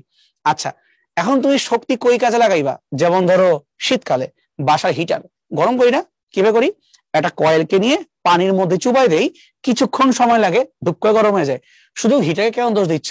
আমরা যে চা পানি খাই বা কফি খাই তখন কি করে? পানিটাকে ভিতরে গরম করে ফেলে না? তো এই গরমটা হয় কি দিয়ে? এইটাও তুমি ডিরেক্টলি বৈদ্যুতিক শক্তিকেই কাজে লাগাইতেছো। তাহলে বৈদ্যুতিক শক্তি রূপান্তরিত হয়ে গেল তাপ শক্তি। কিউ সমান সমান এম এস ডেল থিটা। তবে মাথায় রাখবা, তুমি যদি তাপমাত্রার পরিবর্তন করো তাহলে M S del theta okay, কিন্তু যদি এমন হয় অবস্থার পরিবর্তন করছো, পানি ফুটাই ফেলছো, বাষ্প করে ফেলছো, বা বরফের গলায় পানি করছো, তখন কিন্তু তোমার কাজ শুধুমাত্র এমএস ডেল থিটা না, এমএলএফও আছে, এমএলভিও আছে, মানে অবস্থার পরিবর্তন হইলে ওইটাকেও অ্যাড করতে হবে। কমন সেন্স, টোটাল এনার্জি যা দিব তাই তো পাবো, তাই না? সামনে আগাই। একটা বাড়িতে 60 ওয়াটের 10টা বাতি আছে, তাহলে 60 ওয়াট ইন্টু 10 কত হইল? 600 ওয়াট, অথবা 1000 দিয়ে ভাগ করলে বলতে পারি 0.6 কিলোওয়াট। এটা দৈনিক কতক্ষণ করে চলে? এইটা দৈনিক 5 ঘন্টা করে চলে। তাহলে আমরা যাই হিসাব করি না কেন, আমাদেরকে হিসাব করতে কিলোওয়াট ঘন্টায়, যে 5 ঘন্টা করে চলে, তাহলে 5 6 30 কিলোওয়াট ঘন্টা, তার মানে এটা হয়ে গেল 3 কিলোওয়াট ঘন্টা। এটি কিন্তু নিয়ম যে তুমি বিওটি কিলোওয়াট ঘন্টায় বের করবা। ওই বাড়িতে 1000 ওয়াটের একটা ইস্ত্রি, 1000 ওয়াটের একটা ইস্ত্রি, ঠিক আছে? সো 1000 ওয়াট বা সিম্পলি 1 কিলোওয়াট, এটা কতক্ষণ করে চলে? দৈনিক 1 ঘন্টা করেই চলে। তাহলে 1 দিয়ে গুণ করলে কিছুই হয় না, এটা ডিরেক্টলি 1 কিলোওয়াট আওয়ার, তাই থাকলো। ফাইন। এখন তুমি যদি বাসার কিচ্ছু না চালাও, তুমি খালি বাতি জ্বালাও আর তুমি খালি ইস্ত্রি করো, আর তুমি কিচ্ছু করো না, এবং যদি প্রতি ইউনিট বিদ্যুতের দাম হয় 5 টাকা, তাহলে তোমাকে 1 মাসে কত বিল দিতে হবে? মাসের নাম দেওয়া নাই, কিন্তু 1 মাসে 30 দিন বলা আছে, সো আমরা 30 দিয়ে চিন্তা করব। So first of all, total তুমি কি ইউজ করতেছ? তুমি 3 × 4 কিলো ওয়াট ঘন্টা, এটা পার ডে, প্রতিদিন তুমি এই কাহিনী করতেছ। আমার লাগবে 30 দিনে, আমি এই সিম্পল হিসাবটাকে 30 দিয়ে মাল্টিপ্লাই করি, 3 × 4 = 12, তাহলে 120 কিলোওয়াট আওয়ার তুমি প্রতি মাসে পার মান্থে খরচ করো। এটা হচ্ছে শক্তির হিসাব। এখন তোমাকে দিতে হবে পয়সা। পয়সা নাই তো কাজ নাই। পয়সার দাম কত? 5 টাকা। প্রতি কিলোওয়াট আওয়ারে 5 টাকা করে পে করবা, তো বেশি না, 5 × 12 = 60, 600 টাকা পার মান্থ। ঠিক আছে, মোটামুটি আমাদের বিদ্যুৎ বিলে এরকম আসতে পারে, বাট অ্যাকচুয়ালি আরো কম আসে, কারণ কেউই এত বেশি ইউজ করে না লিটারালি।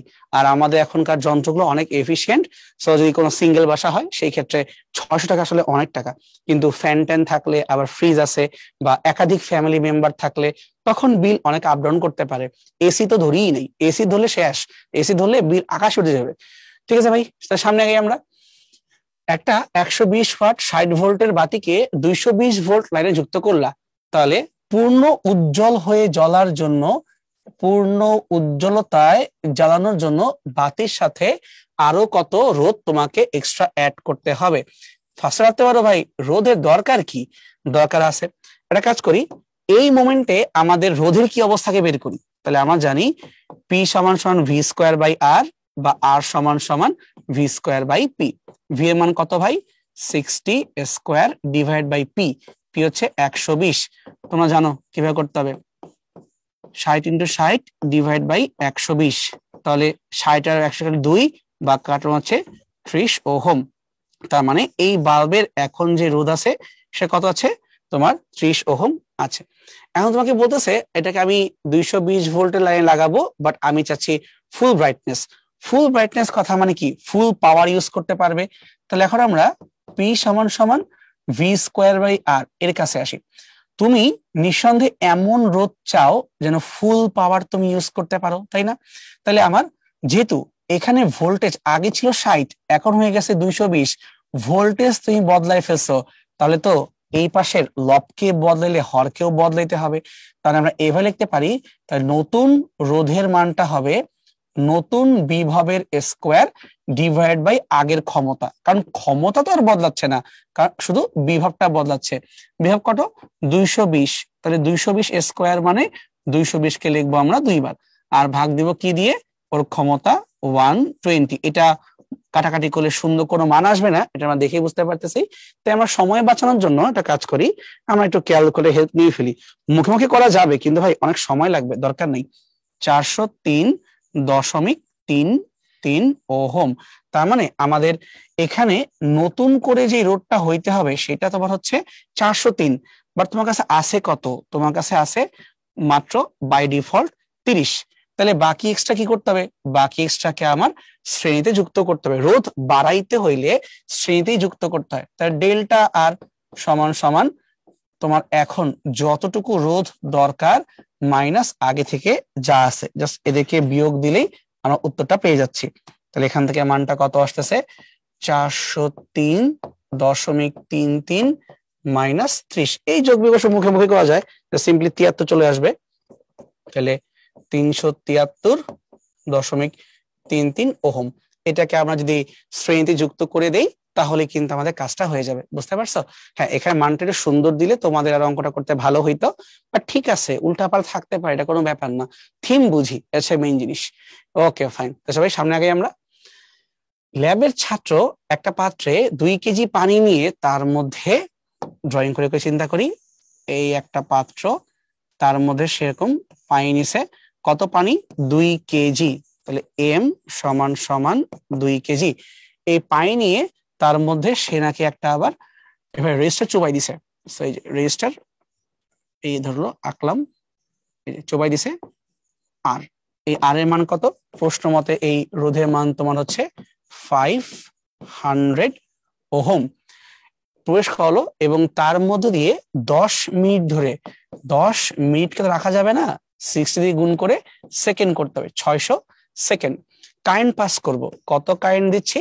প্রশ্ন মতে 4.5 অ্যাম্পিয়ার এই পরিমাণে কারেন্ট দিচ্ছি। এখন দাবি কি তার?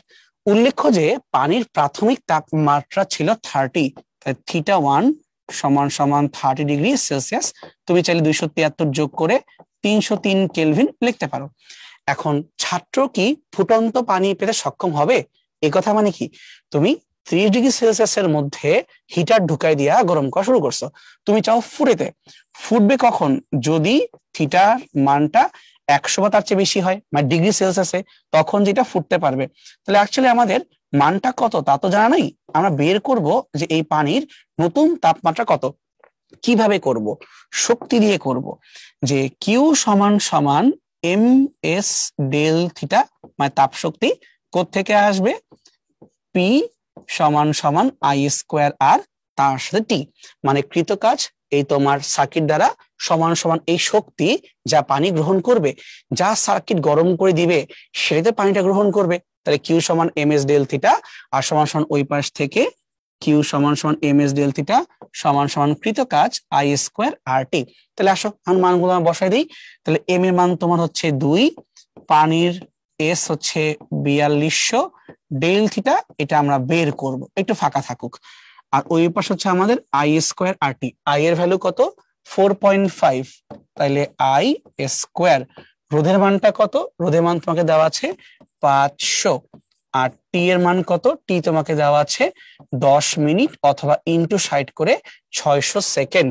তাহলে দেখো তো সবই দিতে পারতেছি, ঠিক আছে, শুধুমাত্র ডেল থিটা বাদে। তাহলে আমরা তো এই ডেল থিটাকেই বের করব। তাহলে দেখো I square R T M S del theta.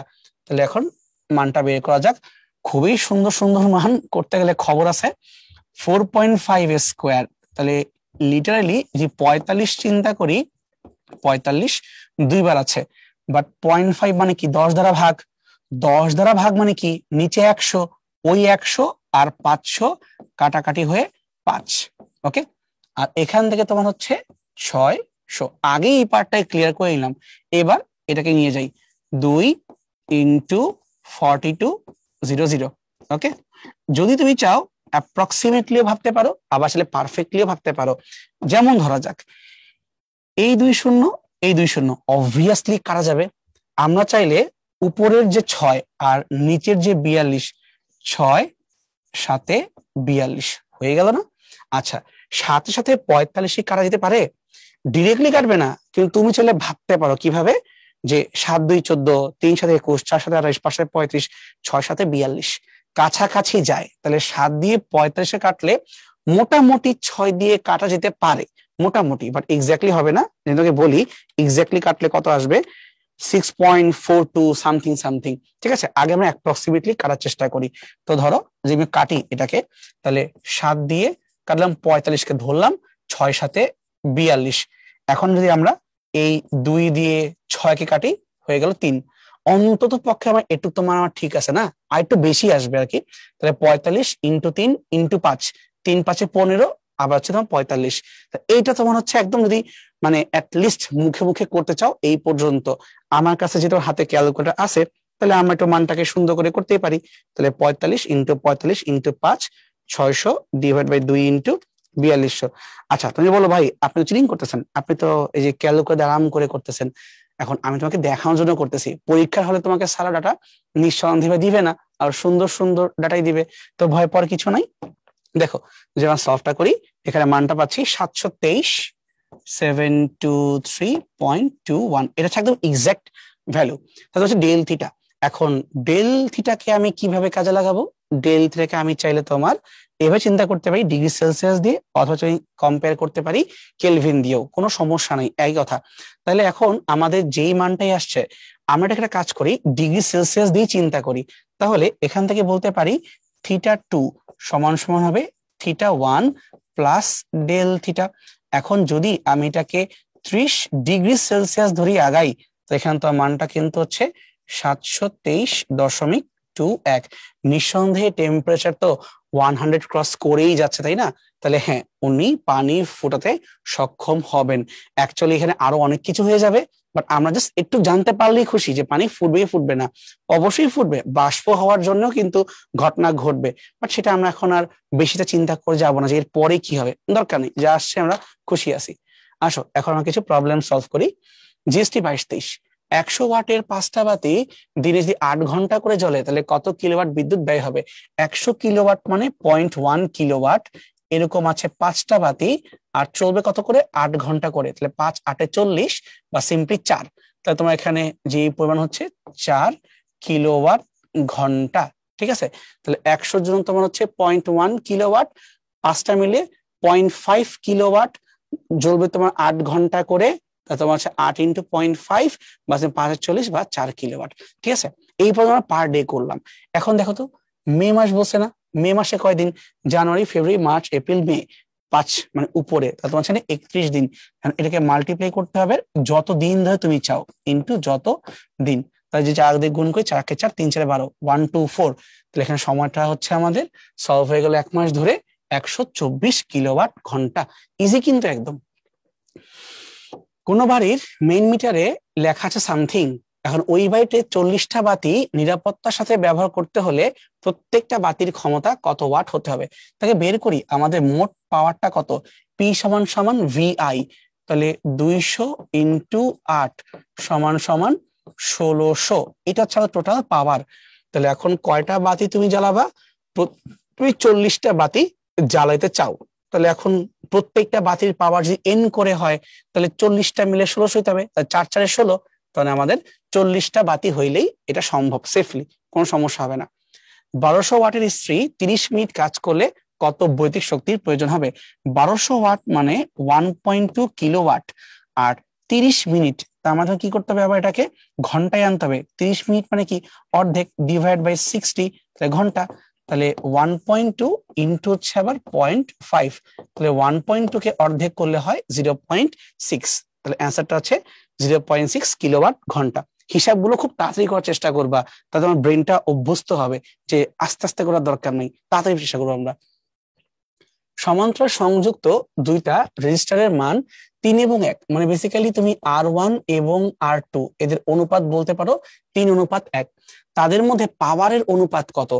সমান্তরাল যদি হয় তাহলে P সমান সমান V² বাই R, অথবা P সমানুপাতিক 1 বাই R। উল্টায় যাবে, ও যদি 3:1 হয়, এটা হবে 1:3। আমি অঙ্কও করায় আসছি তোমাদেরকে, না পারা তো কোনো কারণ নাই। একটা বাড়িতে 15 ওয়াটের 10টা লেড বাতি প্রতি রাতে 6 ঘন্টা করে জ্বলে, তাহলে এখন এখানে তোমার শক্তির মানটা কত? সব কিলোওয়াট আওয়ারই আছে। তাহলে 15 ইন্টু 10 150, 150 ইন্টু 9 6 15 90, তাহলে 150 ইন্টু 9, তোমার হচ্ছে সরি সরি 9 তো না, হচ্ছে 6। দেখছো মুখে বলছি একটা, লেখছি একটা, 6 6 15 90, তাহলে 900 ওয়াট আওয়ার, অথবা ভাগ করলে 1000 দিয়ে 0.9 কিলোওয়াট আওয়ার। কিন্তু এখানে এক জায়গাতেও কিন্তু নাই, কিন্তু স্যার তোমাকে ভুল করানো, দেখো 900 কিলোওয়াট আওয়ার দিয়ে রাখছেন না, 900 তো হচ্ছে ওয়াট ঘন্টা আর 0.9 কিলোওয়াট আওয়ার, তাহলে উত্তর হবে কোনটাই নয়। এগুলা হচ্ছে মাইন্ড গেম, যে এমন না তুমি পারো না, বাট তোমাকে মানে ওই মোমেন্টে কনফিউজ করায় দিবে, আর কিছু, বাট তোমরা পারবা। হ্যাঁ, ঠান্ডা হয়েও তাহলেই পারবা। একটি ট্রানজিস্টর রেডিও 9 ভোল্ট ব্যাটারি দ্বারা 10 মিলিওয়াট, বি কেয়ারফুল, মিলিওয়াট এটা চলে। রেডিওর মধ্যে কি পরিমাণ কারেন্ট প্রবাহিত হয়? তাহলে আমরা জানি পি সমান সমান ভিআই, তাহলে আই সমান সমান হচ্ছে পি ডিভাইডেড বাই ভি। পাওয়ারটা কত? 10 মিলি, মিলি মানে 1000 দিয়ে ভাগ, আর ভি কত? ভি মান তোমার হচ্ছে 9। এবার দেখো কি হইলো, যদি আমি 10 কে কাটে 1000 দিয়ে, তা তোমার কি নিচে এটা 100 হয়ে যাচ্ছে। সো বেসিক্যালি 1 ডিভাইডেড বাই 900, এই মান তুমি কোথাও দেখতে পারতেছো না। কিন্তু এটা যুক্তি দিয়ে ভাবো, যদি আমরা এখানে চিন্তা করি ভাবে 1/9 কি বুঝায়? 1/9 কিন্তু 0.1 সামথিং কে বুঝায়, মানে এখানে 1 পয়েন্ট সামথিং আসা উচিত। তোমার খুশির ঠেলায় 0.9 দাগায় বসো না। আচ্ছা, আমি হেল্প করি জিনিসটাকে, ভেঙে লিখে দিই। 900 ডিভাইড বাই 1। তুই চিন্তা করো, এখানে 1000 হইতে হইলে কয়টা শূন্য দরকার? আগে তুমি একটা দশমিক তো দিয়ে নাও, 1 2 3, তোমার 3 বার লাগবে না? তো তোমাকে ওইখানে 3টা গুণ করতে হবে। অথবা আরেকভাবে চিন্তা করতে পারো যে ভাই দেখেন 1 2 3 এক্সট্রা অ্যাড করলাম, তাই ব্যালেন্স করতে কি নিচো 1 2 3 দেওয়া লাগবে না? সব পরীক্ষায় লেখার দরকার নাই, তোমার প্রচুর জায়গা সময় নষ্ট হবে। তুমি এইভাবে উপরে যে চিন্তা করবা, একই কিন্তু কথা, দুইটার মধ্যে কিন্তু কোনো পার্থক্য নাই। ঠিক আছে? আচ্ছা, তাহলে আসো এখন আমরা খেয়াল করে দেখি এটার মধ্যে কিভাবে কাটাকাটি করতে পারবা। ওকে, একটু ওয়েট আ সেকেন্ড, চেঞ্জ করে দেই। আচ্ছা, তো দেখো এই 900 দিয়ে 1000 কাটলে মোটামুটি 1 পয়েন্ট সামথিং হবে, কারণ এটা 10/9, সো 1.1111 আজীবন কিন্তু চলতেই থাকবে। আর নিচে নিচে 1000 ভাগ করা মানে কি? মিলি, তাহলে 1.1111 এরকম মিলি অ্যাম্পিয়ারে চলতেই থাকবে। এখন আশা করি বুঝতে পারছো, উত্তরটা কিন্তু অ্যাম্পিয়ার না, 1.11 মিলি অ্যাম্পিয়ার। আর তুমি যখন অঙ্কগুলো অনেকবার প্র্যাকটিস করবা, তুমি দেখবা ইনটিউটিভলি বুঝতে পারবা যে উত্তরটা ওইটাই তো হওয়া উচিত। কিভাবে? যেহেতু এখানে মিলি দেওয়া আছে, 10 আর 9 কে ভাগ করলে 1.11, ওই মিলি পাশে পাস করে যাবে। এটা তুমি সময়ের সাথে শিখে যাবা, একটু চেষ্টা করতে হবে আর কি। আচ্ছা, একটা পরিবাহী রোধ 25 ওহম, এর মধ্যে 1 অ্যাম্পিয়ার বিদ্যুৎ 5 মিনিট প্রবাহিত হলে কত ক্যালোরি তাপ উৎপন্ন হয়? ঝামেলা কোথায় দেখো তো ভাই, এই ওয়াটটার মধ্যে কত ক্যালোরি। আমরা তো জানি নর্মাল হিসাবে আমাদের জুল হওয়ার কথা, এই ক্যালোরি কোত্থেকে আসলো আবার? আচ্ছা, আসছে আসছে, পরে দেখতেছি। তাহলে আমাদের শক্তি বের করতে হবে, ডাব্লিউ সমান সমান I square R T. I কত এখানে? 1, গুণ করলে সমস্যা নাই, না করলে সমস্যা নাই। রোধের মান কি? 25, এবং সময় মানটা কত? 5 মিনিট। 1 মিনিটে কয় সেকেন্ড হয়? 60 সেকেন্ড হয়। এখন গুণ করা যাবে না, 5 25 হয় তোমার 125, ইন্টু তোমার হচ্ছে 60। 125 কে 6 বার আনবা, 2 বার আনলে কত হয়? 2 বার আনলে তোমার হয়ে যায় 250, 2 বার গুণ করছি। তো এখন কি আমার আরো এই গুণ করা বাকি আছে না? 60 থেকে একটা 2 নিয়ে আসছি, হয়ে গেছে 250। তুই চিন্তা করো, 25 কে 3 বার গুণ করলে কি হয়? 75, তাহলে 75 আর 200, তাহলে 7500 জুল। এইভাবে ছোট বাচ্চাদের মতো অর্ধেক অর্ধেক মান গুণ করে সামনে আগাবা। বাট আমার লাগবে ক্যালোরি, এখনো শেষ হয় নাই। 1 ক্যালোরি আর 1 জুলের মধ্যে ডাইরেক্ট কানেকশন আছে। আমি জানি না তোমাদের মনে আছে কিনা, ক্যালোরি যদিও সিজিএস একক, বাট ক্যালোরি কিন্তু বড়। 1 ক্যালোরি মানে 4.2 জুল। তার মানে এটাকে ভাগ দিতে হবে এখন আবার আমাদের 4.2 দিয়ে। কি প্যারা! কিন্তু অ্যাপ্রক্সিমেটলি ভাবো, 4.2 কে তুমি জাস্ট একটা 4 দিয়ে চিন্তা করো, একটু মানে তুমি কমাই নাও। আর এই যে তোমার এখানে 7500 আছে না, তুমি এটাকেও একটু কমায় নাও, ধরো 7200, জাস্ট ধরো। তো 4 দিয়ে 72 কি কাটাকাটি করা যাবে না? একবার চিন্তা করো তো, 4 72 কিভাবে কাটতে পারবা? 4 1 4, 32, 4 32, মানে 1800 ফিল পাচ্ছ না? এবং দেখো এক্স্যাক্টলি এখানে কিন্তু অ্যান্সার 1800 দেওয়া আছে। মানে পরীক্ষা হলে আমি তো এক্স্যাক্টলি করতে পারবো না, অ্যাপ্রক্সিমেটলি করতে পারবো, উত্তর হয়ে গেছে। ঠিক আছে, এভাবে চিন্তা করবা। তুই চাইলে এখন বাসায় ক্যালকুলেটর চেক করে দেখতে পারো। ঠিক আছে, এরই আসবে। একটা বাড়িতে 220 ভোল্ট লাইনের সাথে 88 ওয়াটের ফ্যান যুক্ত আছে, এটা মিথ্যা কথা। ফ্যান কিন্তু নর্মালি 88 ওয়াটের হয় না, ফ্যান গুলো তো মোটামুটি হয় 60 থেকে 65। যদি 88 ওয়াট হয়, তার মানে এটা হচ্ছে তোমার যে, কিভাবে বুঝাবো, এই পিচ্ছি পিচ্ছি দেখছো না, ওয়ালটন বা বিভিন্ন কোম্পানি আছে, টার্বো নাম দেয়, বা প্রচন্ড জোরে বাতাস দেয়, ওগুলা ফ্যান হচ্ছে 88 ওয়াট 90 ওয়াট, মানে বেসিক ফ্যান গুলো না। থাক, ওইদিকে না যাই, প্রশ্নের রাহ দিছে থাকির মধ্যে। তো এই ফ্যানের মধ্য দিয়ে কি পরিমাণে তড়িৎ প্রবাহ হচ্ছে বের করে দাও। তো জানি আই পি সমান সমান ভি আই, তাহলে পি কে ভাগ করতে হয় ভি দিয়ে। পি এর মান কত? 88, ভাগ করবো কি দিয়ে? 220 দিয়ে। এই মান দেখেই তো ম্যাচ গরম হয়ে যাওয়ার কথা, কি দিছে কেউ দেখো, কাটাকাটি করা যায়, এটা ফিল পাচ্ছি। যদি এটাকে আমরা আগে 2 দিয়ে কাটার চেষ্টা করি, নাও 110, আর 2 দিয়ে কাটলে উপরে 44। এখন দেখো তো ফিল কি পাও নাই? যদি আমরা 11 আর 44 ভাবি, তাহলে কি অবস্থা করবা? 11কে 44 ভাগ করলে উপর হয় 4, কিন্তু নিচে কি একটা শূন্য পড়ে আছে না? 4/10, তাহলে 0.4, উত্তর 0.4। এইগুলা অঙ্ক দিলে কিন্তু খারাপ লাগে না, না যেসব ঠিক আছে, এগুলা যুক্তি দিয়ে বোঝা যায়। আগে কিছু অঙ্ক ছিল যেগুলা সম্ভব না, কষ্ট বেশি হয়ে যাচ্ছে আমাদের। এখন আমরা এখানে আসি, একটা 40 ওয়াট আর 60 ওয়াটের বাতিকে শ্রেণী সমবায়ে সাজানো হইল, কোন বাতি বেশি উজ্জ্বল আলো দিবে? আন্তঃ ভাই, আপনি তো ওটা করাইছিলেন, কিন্তু ওখানে তো একটা ভোল্টেজ দেওয়া ছিল, পাওয়ার ভোল্টেজ, এখানে তো দেন নাই। এটা একটা ট্রিকি প্রশ্ন। এটা কিভাবে সলভ করব? তুমি ভাবতে পারো যার ওয়াট বেশি সে বেশি উজ্জ্বল হবে, বাট ব্যাপারটা উল্টা। এখানে অ্যান্সারটা হবে 40 ওয়াটের বাতি। তুমি ভাবতে পারো ভাই এটা কেমন সম্ভব? কেমন সম্ভব? এটা অন্য এক্সাম্পল দিয়ে বুঝি। ধরো বাসায় 3জন মেম্বার আছে, বাবা, মা আর একদম ছোট্ট সন্তান। কোনো কারণে বাসায় যদি রান্না অনেক কম হয়েছে, যে কোনো কারণে হোক, বল এখন এই 3জনের মধ্যে তারপরও কার পেট ভরার সম্ভাবনা সবচেয়ে বেশি? চিন্তা করে দেখো, নিঃসন্দেহে মনে হবে যে বাবা মার তো পেটের সাইজ বড়, খাওয়ার ইচ্ছা বেশি, বাট ছোট বাচ্চা তো পেট এত দূর, ও খাবে আর কি, ও তো ধর 2-3 দলা মুখে দিলেই ও পেট ভরে গেছে। তার মানে যার রিকোয়ারমেন্ট কম তাকে অল্প দিলেই সে খুশি, সে ভালো পারফর্ম করবে। বাট যার রিকোয়ারমেন্ট বেশি তাকে বেশি দিতে হবে, তখন সে ভালো কাজ করতে পারবে। অর্থাৎ আমি যে মিন করতেছিলাম, 40 ওয়াট আর 60 ওয়াট, কারেন্টের ফ্লো কম হইলেও 40 ওয়াটের তো রিকোয়ারমেন্ট 60 ওয়াট থেকে কম, এই জন্যই তো ক্ষমতা কম। তার মানে ও কম কারেন্টেও ভালো কাজ করবে, কার কম্পেয়ারে? 60 ওয়াটের কম্পেয়ারে। তাই অ্যান্সারটা হবে 40 ওয়াট। ম্যাথ করার দরকারই নেই, আমরা এমনিতে এটা বুঝতে পারবো। ওকে, সামনে আগাই। Which one of the following is not Joule's formula of thermodynamics? H সমান সমান I square RT। So possible, এটাও পসিবল, এটাও পসিবল, কিন্তু এই যে H সমান কে I স্কোয়ার, এটা কোথা থেকে আসলো? এখন বসে যে কোনটা সম্ভব না, এইটা তো ভাই হওয়ার কথা না, এটা এই কে কোথা থেকে আসছে আবার? এটা বাদ, এটা ইকুয়াল ছিল, বাদ। 10 ওহম রোধে একটা নিমজ্জক উত্তাপককে 25 ডিগ্রি সেলসিয়াসের 200 কেজি পানির মধ্যে ডুবিয়ে 5 অ্যাম্পিয়ার বিদ্যুৎ প্রবাহ চালনা করা হলো, কত সময় পর পানি 100 ডিগ্রি সেলসিয়াস তাপমাত্রায় ফুটতে থাকবে? লজিক্যালি ভাবো, তোমাকে এটা রোধের মান দেওয়া আছে, তোমাকে ইনিশিয়াল টেম্পারেচার থিটা মান দেওয়া আছে, এখানে কত কেজি পানি নিবা তোমাকে সেটাও বলছে, কারেন্টের মান ওটাও তোমাকে বলা আছে। এখন জিজ্ঞেস করতেছে সময়, কত সময় পরে এই পানির তাপমাত্রা 100 ডিগ্রি সেলসিয়াস হবে। তাহলে আমরা জানি I স্কোয়ার RT, আই কই 5, I স্কোয়ার, আর এর মান 100, টি এর মান জানি না, I স্কোয়ার RT সমান সমান MS ডেল থিটা। এম এর মান তোমার হচ্ছে 200, পানির এস হচ্ছে 4200, আর লাগবে ডেল থিটা। 25 থেকে 100, তার মানে কত? পার্থক্য হচ্ছে 75 ডিগ্রি সেলসিয়াসের ডিফারেন্স, যা কেলভিনের ডিফারেন্স তা, কোনো সমস্যা নাই।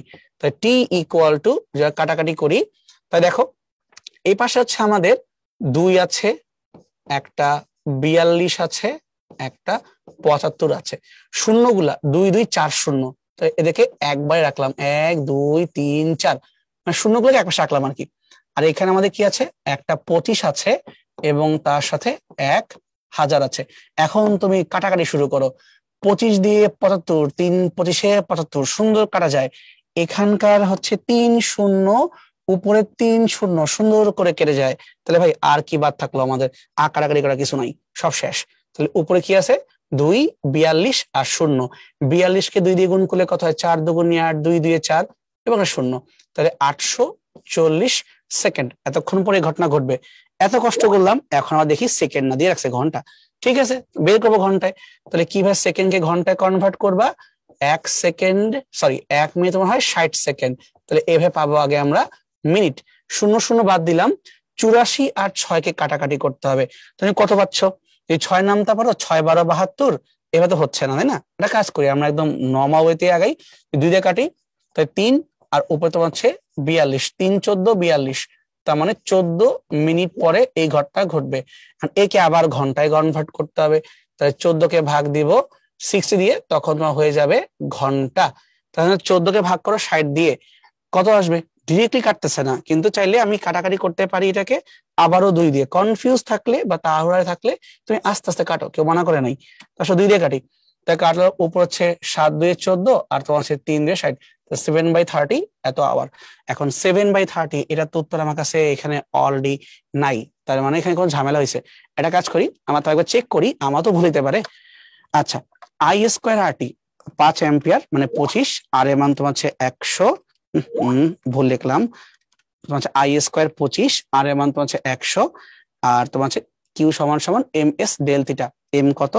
200 কেজি, এস এর মান আমাদের 4200, আর ডেল থিটা 25 থেকে হবে 100 মানে 75, 25,200। আচ্ছা, এখানে হয়তো একটু কাটাকাটি উল্টা পাল্টা হয়েছে, কোথাও কিছু মিস গেছে আমার, দাও দেখি তো। এমন তো হওয়ার কথা না, 25 আর 100 ভাগ করলাম, এখানে 200, 4200, 75।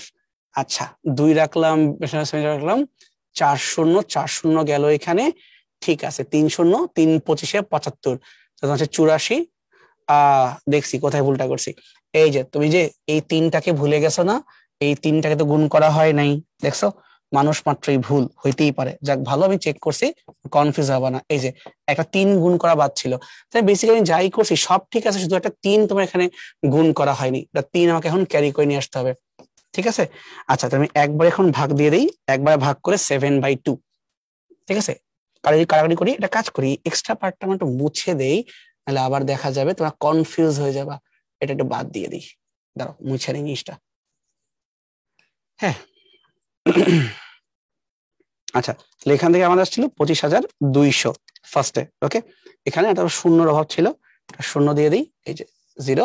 আচ্ছা, এবার এটাকে ভাগ দিব আমরা 3 × 8400 ডিভাইড বাই 7 দরকার কি, আমরা তো ঘন্টায় কনভার্ট করব, তাহলে 3600, 3600 একবারে ভাগ করব, তাহলে তোমার হচ্ছে 25,200 ডিভাইডেড বাই একবার তোমার হবে 3600, করলে মানটা হচ্ছে 7, তাহলে উত্তর হচ্ছে 7 ঘন্টা। এটা আমার একটা ছোট্ট মিস্টেক ছিল, 0 গুণ করা হয় নাই, এখন ঠিক আছে, ওকে? তাহলে সামনে আগাই। চট্টগ্রাম ইউনিভার্সিটি 17-18, 1 কিলোওয়াট আওয়ার সমান কত জুল? এটা আমাদের মুখস্থ ক্লাস 9-10 এর প্রবলেম, 3.6 10⁶। একটা 220 ভোল্ট 44 ওয়াট বাল্বের মধ্য দিয়ে প্রতি সেকেন্ডে কি পরিমাণের তড়িৎ প্রবাহিত হবে? নাকি ভি দেওয়া আছে, পি দেওয়া আছে, আই বের করতে বলতেছে, তাহলে পি সমান ভি আই, তাহলে পি কে ভাগ দিব আমরা ভি দিয়ে। পাওয়ারটা কত? পাওয়ার তোমার হচ্ছে 44, আর এখানে তোমার ভোল্টেজটা হচ্ছে 220। আমরা এই টাইপের কাটাকাটি একটাই করছিলাম, ওই যে 88 দিয়ে, মনে আছে কোথায় যেন করলাম, এই যে এই জায়গাটা 88 আর 220, এখানে তোমার উত্তর আসছিল 0.4, আর যে উপরে আমাদের ঠিক অর্ধেক হয়ে যায় 44, তাহলে 0.4 কে অর্ধেক করলে 0.2 হবে, সেম কাটাকাটি করলাম না, একবারে বললাম উত্তর তোমার হয়ে যায় 0.2 অ্যাম্পিয়ার। কোন পরিবাহীর মধ্য দিয়ে কারেন্ট যদি যায় তখন তাপের রাশিমালা নিচে কোনটি? H সমান I²RT, প্রথমটাই ঠিক আছে। একটা বাড়িতে 60 ওয়াটের 10টা বাতি 5 ঘন্টা করে চলবে, আর 100 ওয়াটের একটা ইস্ত্রি 1 ঘন্টা করে চলবে, প্রতি ইউনিট দাম 5 টাকা হলে 1 মাসে বিল কত? এই অঙ্কটাই আমরা কিছুক্ষণ আগে করে আসছিলাম, অ্যান্সার হবে তোমার 600 টাকা, মানটা মুখস্থই আছে, তো 600 একবার লিখে দিলাম। আচ্ছা, 1 ঘন্টায় একটি 200 ওয়াটের টিভি সেট আর 20 মিনিটে 1000 ওয়াটের স্থির বৈদ্যুতিক শক্তির অনুপাতটা কত হবে? মানে I²RT কে অনুপাত করতে বলতেছে। তাহলে ফার্স্টে যে আমরা I²RT করতে যাই, একবার চিন্তা করে দেখো, আমার কিন্তু কষ্ট বেশি হচ্ছে, যেহেতু শক্তির অনুপাত করতেই বলছে, আমি তো পাওয়ার দেখতে পারতেছি, সময়টাও দেখতে পারতেছি, গুণ করলেই তো হয়ে যায়, যার নাম আগে তাকে রাখবো লবে, তাহলে ক্ষমতা হচ্ছে 200 আর সময় হচ্ছে 1, থাকুক যেই এককেই।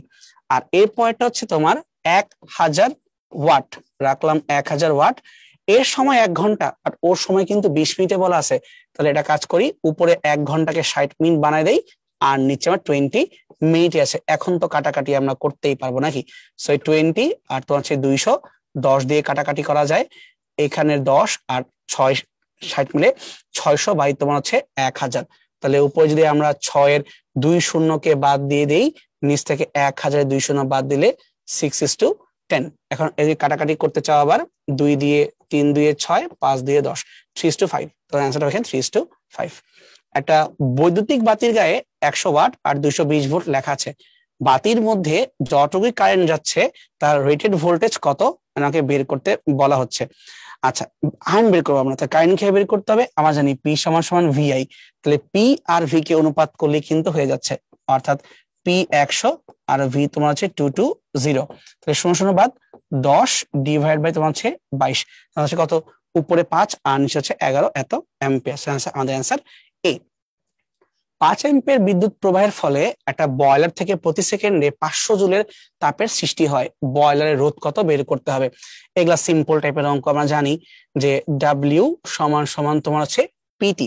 এখন পিটি তো করতে পারবো না, আমাকে আগাইতে হবে, এনার্জি দেওয়া আছে, রোধ বের করতে হবে, আর তোমাকে 5 অ্যাম্পিয়ার দেওয়া আছে, আর প্রতি সেকেন্ডে আসলে তোমার এখানে সময়, তাই ডাব্লিউ সমান সমান হচ্ছে আই স্কোয়ার আর টি, মানে পিটাকে ভেঙে ফেলতে হবে।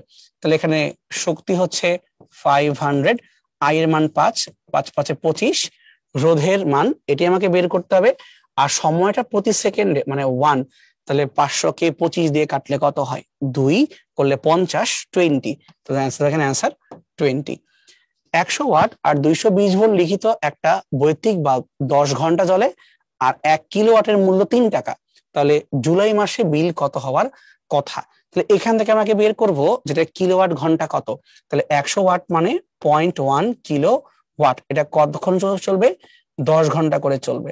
এখন কোন মাসে চলবে, জুলাই মাস, জানুয়ারি ফেব্রুয়ারি মার্চ এপ্রিল মে জুন জুলাই, 31 মাস, তাহলে এখানে গুণ করবো আমরা 31। এখন হচ্ছে প্রতিটা কিলোওয়াটের টাকার হিসাব 3 করে, তা 10 আর 0.1 আগে বাদ হয়ে গেল, 31 আর 3 গুণ হবে, 3 একে 3, 3 3 9, তোমার অ্যান্সার 93 টাকা। আমরা এখন এই টাইপের অঙ্ক দিলে হোপফুলি আর কোনো সমস্যা হবে না, ইজিলি বের করতে পারবো। ঢাকা ইউনিভার্সিটি 13 সিম্পল প্রবলেম, নিচের মিশ্রিত এককগুলোর মধ্যে কোনটি ওয়াটের সমতুল্য নয়, joule per second, W by T এটা হবে, অ্যাম্পিয়ার ভোল্ট এটা কি তোমার পি সমান সমান হচ্ছে ভিআই, তাহলে ভি হচ্ছে ভোল্ট আর আই হচ্ছে অ্যাম্পিয়ার, এটাও পসিবল, এটাও ক্ষমতা। এবার অ্যাম্পিয়ার স্কোয়ার মানে আই স্কোয়ার আর রোধ মানে হচ্ছে ওহম, এটাও পসিবল, কিন্তু এটা করছে কি রোধ স্কোয়ার ডিভাইড বাই ভোল্ট, এরকম তো কোনো সূত্রই নাই, তাহলে অ্যান্সারটা হবে এটা সম্ভব না, কিন্তু বাকিগুলো সম্ভব। হোপফুলি আমরা এইটা বুঝতে পারছি। এবার দেখো এখান থেকে কিছু রিটেন প্রশ্ন আসছিল, জগন্নাথ 19-20 এবং রাজশাহী ইউনিভার্সিটিরও 19-20, এটা আমরা অলরেডি পড়ে আসছি কিভাবে সলভ করতে হবে। বাতির গায়ে লেখা আছে, এটা তোমাকে বলতেছে রোধ কত হবে এবং কারেন্ট কত হয় বের করে দাও, তাহলে পি সমান সমান ভি আই আমরা জানি, তাহলে আইটা হবে পাওয়ার অর্থাৎ 20 ডিভাইডেড বাই তোমার এখানে ভোল্টেজ দিয়ে ভাগ, 200 দিয়ে ভাগ, কাটাকাটি করলে 1/10 এত অ্যাম্পিয়ার, আই বের হয়ে গেল।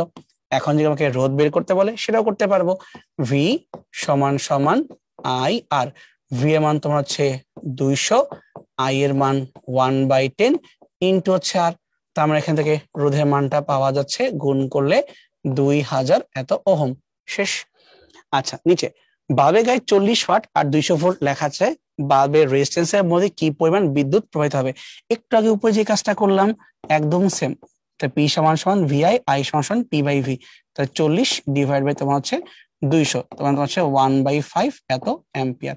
দেখো সেম অঙ্ক সেম টাইপের জিনিসই প্রতিবার কিন্তু পরীক্ষা আসে, তাহলে এর পর যদি আমরা ভুল করি তাহলে কিন্তু এটা আমাদের দোষ, তাই না? তাহলে করার দরকার নাই, তুমি ঠান্ডায় থাকো, দেখবা পারতেছো, প্রত্যেকটাই ইজি, এত কঠিন না। এবার যাই আমরা হুইস্টন ব্রিজের কনসেপ্টে, এখান থেকে একটা মাত্র অঙ্কই আছে, মানে বলতে পারো এক টাইপেরই অঙ্ক আছে।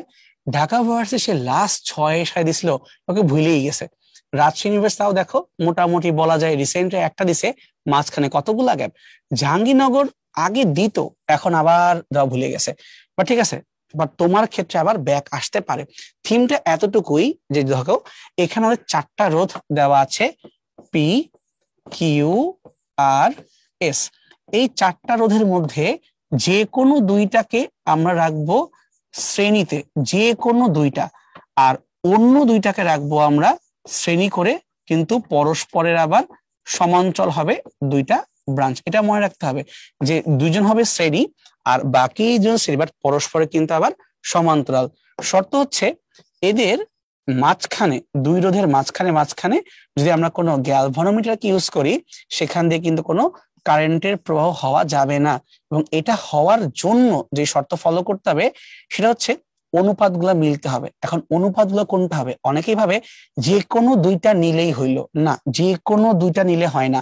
সেটা হইলো তুমি যাকে চুজ করছো, সাপোজ এই পি, পি এর ঠিক মুখের সামনে মানে হাতের ডান দিকে অথবা ঠিক নিচে যে আছে তুমি তাকে চুজ করবা।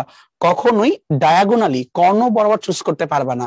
অর্থাৎ তুমি চাইলে পি বাই কিউ মানে পাশাপাশি পি বাই কিউ সমান সমান আর বাই এস এইটা লিখতে পারবা, অথবা নিচে নিচে পি বাই আর সমান সমান কিউ বাই এস এই দুইটা একটা করতে পারবা।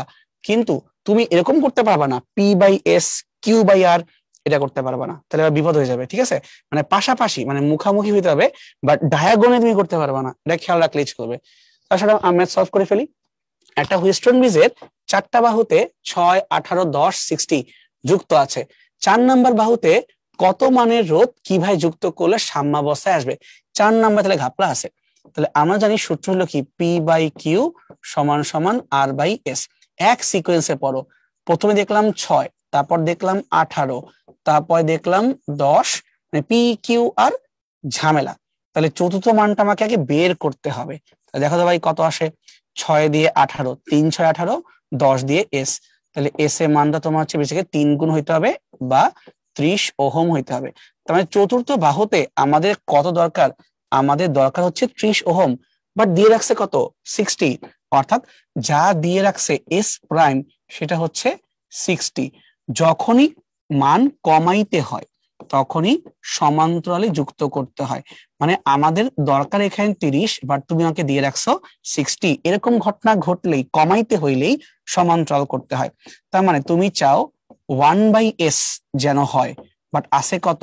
1/s প্রাইম, যা অ্যাড করব এক্স, অর্থাৎ এস প্রাইমের সাথে সমান্তরালে এক্স কে যোগ করব যেন হয়ে যায় আমাদের 1/s। মানে আমরা চাই যেন মানটা 30-এ চলে আছে, বাট মানটা এখন আছে কত? 60। তাই কি করব? একটা এক্স কে সমান্তরালে যুক্ত করে দিব, তাহলে হয়ে যাবে। এখন এটা অঙ্ক সলভ করলেই আমরা পেয়ে যাব যে এক্স সমান সমান 60 ওহম আসবে। সো এই রোধটাকে সমান্তরাল যুক্ত করলেই ডান, প্রবলেম সলভ হয়ে যাবে। একদম সিম্পল স্ট্রেট ফরওয়ার্ড এই ম্যাথই আসে। আর যদি উল্টা হইতো, যে ধরো তোমার দরকার 30, বাট তোমাকে দিয়ে রাখছি আমি 2, তো কি করবা? বাড়াইতে হবে না, তখন তুমি শ্রেণী যুক্ত করে দিবা। বাড়াইতে হইলে শ্রেণী, কমাইতে হইলে সমান্তরাল। তা মনে রেখো, আমি আগে ক্লাসেও বলছিলাম। কিছু প্রবলেম সলভ করি। কোন সূত্র ব্যবহার করে হুইস্টন ব্রিজের নীতি প্রতিপাদন করা যায়? কারশফ। হুইস্টন ব্রিজের সাহায্যে কি পরিমাপ করা হয়? আচ্ছা, এইটা কিন্তু ঝামেলা হয়ে গেল যে হুইস্টন ব্রিজে আমি কি প্রয়োগ করতেছি? প্রবাহ না, শক্তি না, বিভব পার্থক্য না, অ্যাকচুয়ালি রোধ। অজানা রোধকে বের করে নেওয়া যায় এই হুইস্টন ব্রিজ দিয়ে, মানে ব্যালেন্স করে বের করা যায়। এটা তো আমাদের একটু জ্ঞানমূলক প্রশ্ন, জানতে হবে আর কি। এবার চট্টগ্রাম ইউনিভার্সিটির 1500 সমস্যা। একটা হুইস্টনের চারটা বাহুতে 100, 300, 24, 60 রোধ দেওয়া আছে। চতুর্থ বাহুতে কি রোধ কিভাবে যুক্ত করলে ভারসাম্য আসবে? এখন দেখো, আমরা হাতেও লিখবো না। 100 থেকে 300 কত গুণ হয়ে গেছে? 3 গুণ হয়ে গেছে। তাই 24 থেকে পরের মানটাও কত গুণ হইতে হবে? 3 গুণ হইতে হবে। 24 কে 3 দিয়ে গুণ করলে কত হয়? 72। তার মানে তুমি চতুর্থ বাহুতে কত চাও? 72 চাও। শর্ট পড়ছে, কত শর্ট পড়ছে? 12 শর্ট পড়ছে। তাহলে 12 কে কি করবা? শ্রেণী সংযোগে 12 কে যুক্ত করে দিবা। এভাবে চিন্তা করবা, দুইটা দুইটা করে ব্যালেন্স করবো, তা তাড়াতাড়ি করতে পারবা। আমরা আরেকটা ম্যাথে আসি। চারটা বাহুতে দেওয়া আছে, চতুর্থ বাহুতে শ্রেণীর সমবায় কত সংযুক্ত করলে? বইলে নিয়ে শ্রেণীর সমবায়। তাহলে দেখো 6 থেকে 18 কয় গুণ? 3 6 18।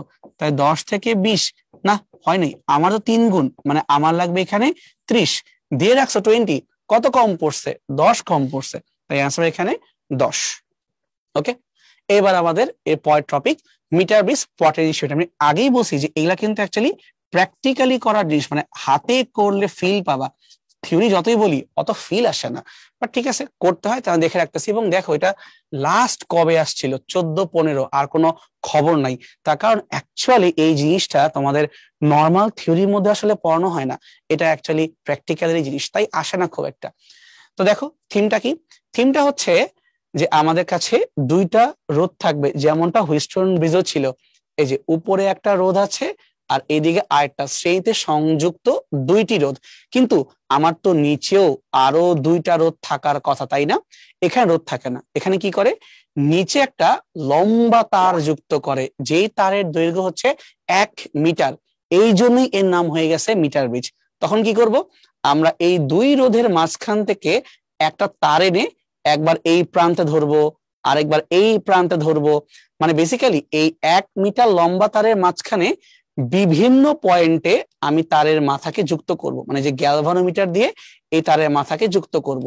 কোন একটা মোমেন্টে দেখা যাবে যে যেখানে গ্যালভানোমিটারকে টাচ করাইলে এখানে আর কোনো কারেন্টের ফ্লো হচ্ছে না, তার মানে এই সাইডে যতটুকু দৈর্ঘ্য আছে একটা রোধ ক্রিয়েট করছে, আর অপোজিট সাইডের যে দৈর্ঘ্য আছে আরেকটা রোধ ক্রিয়েট করছে। এই দুইটা রোধের অনুপাত দৈর্ঘ্যের সাপেক্ষে উপরের দুইটা রোধের অনুপাতের সেম হয়ে গেছে। অর্থাৎ সোজা বাংলায় বললে রোধের অনুপাতকে দৈর্ঘ্যের অনুপাত দিয়ে এখানে লেখা যায়।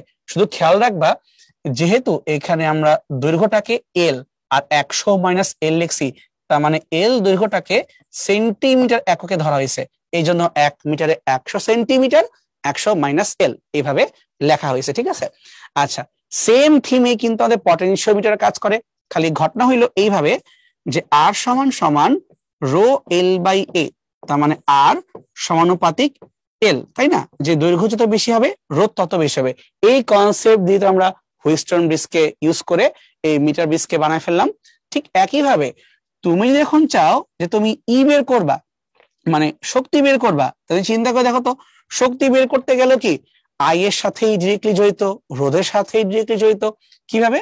তার কারণ তুমি যদি পাওয়ার নিয়ে কথা বলো, পি সমান সমান কি আই স্কোয়ার ইন্টু আর না?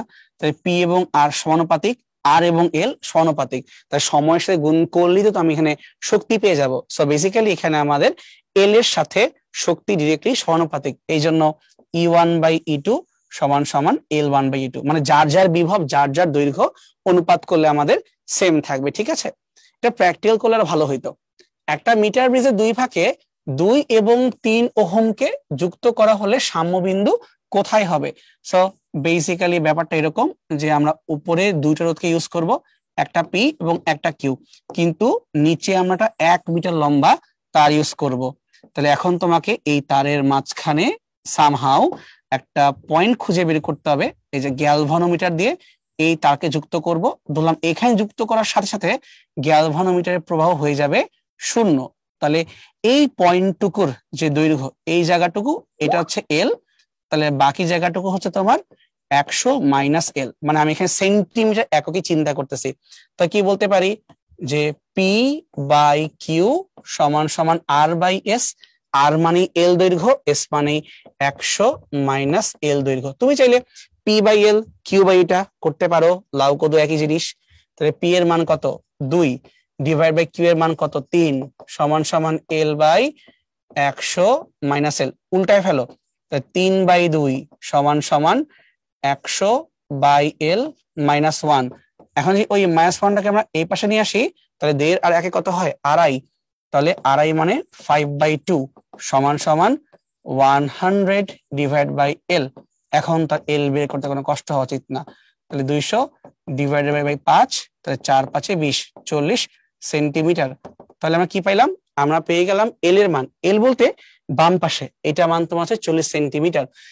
একটা ছোট্ট ঝামেলা আছে, সেটা হইলো তুই বলতে পারো ভাই এই পাশ থেকে তো 40 হয়, ওই পাশ থেকে তো 60 হয়, মানে এই পাশের যদি দূরত্ব হয় 40 সেন্টিমিটার, তাহলে এই পাশের তো দূরত্ব অবশ্যই 60 সেন্টিমিটারই হওয়ার কথা।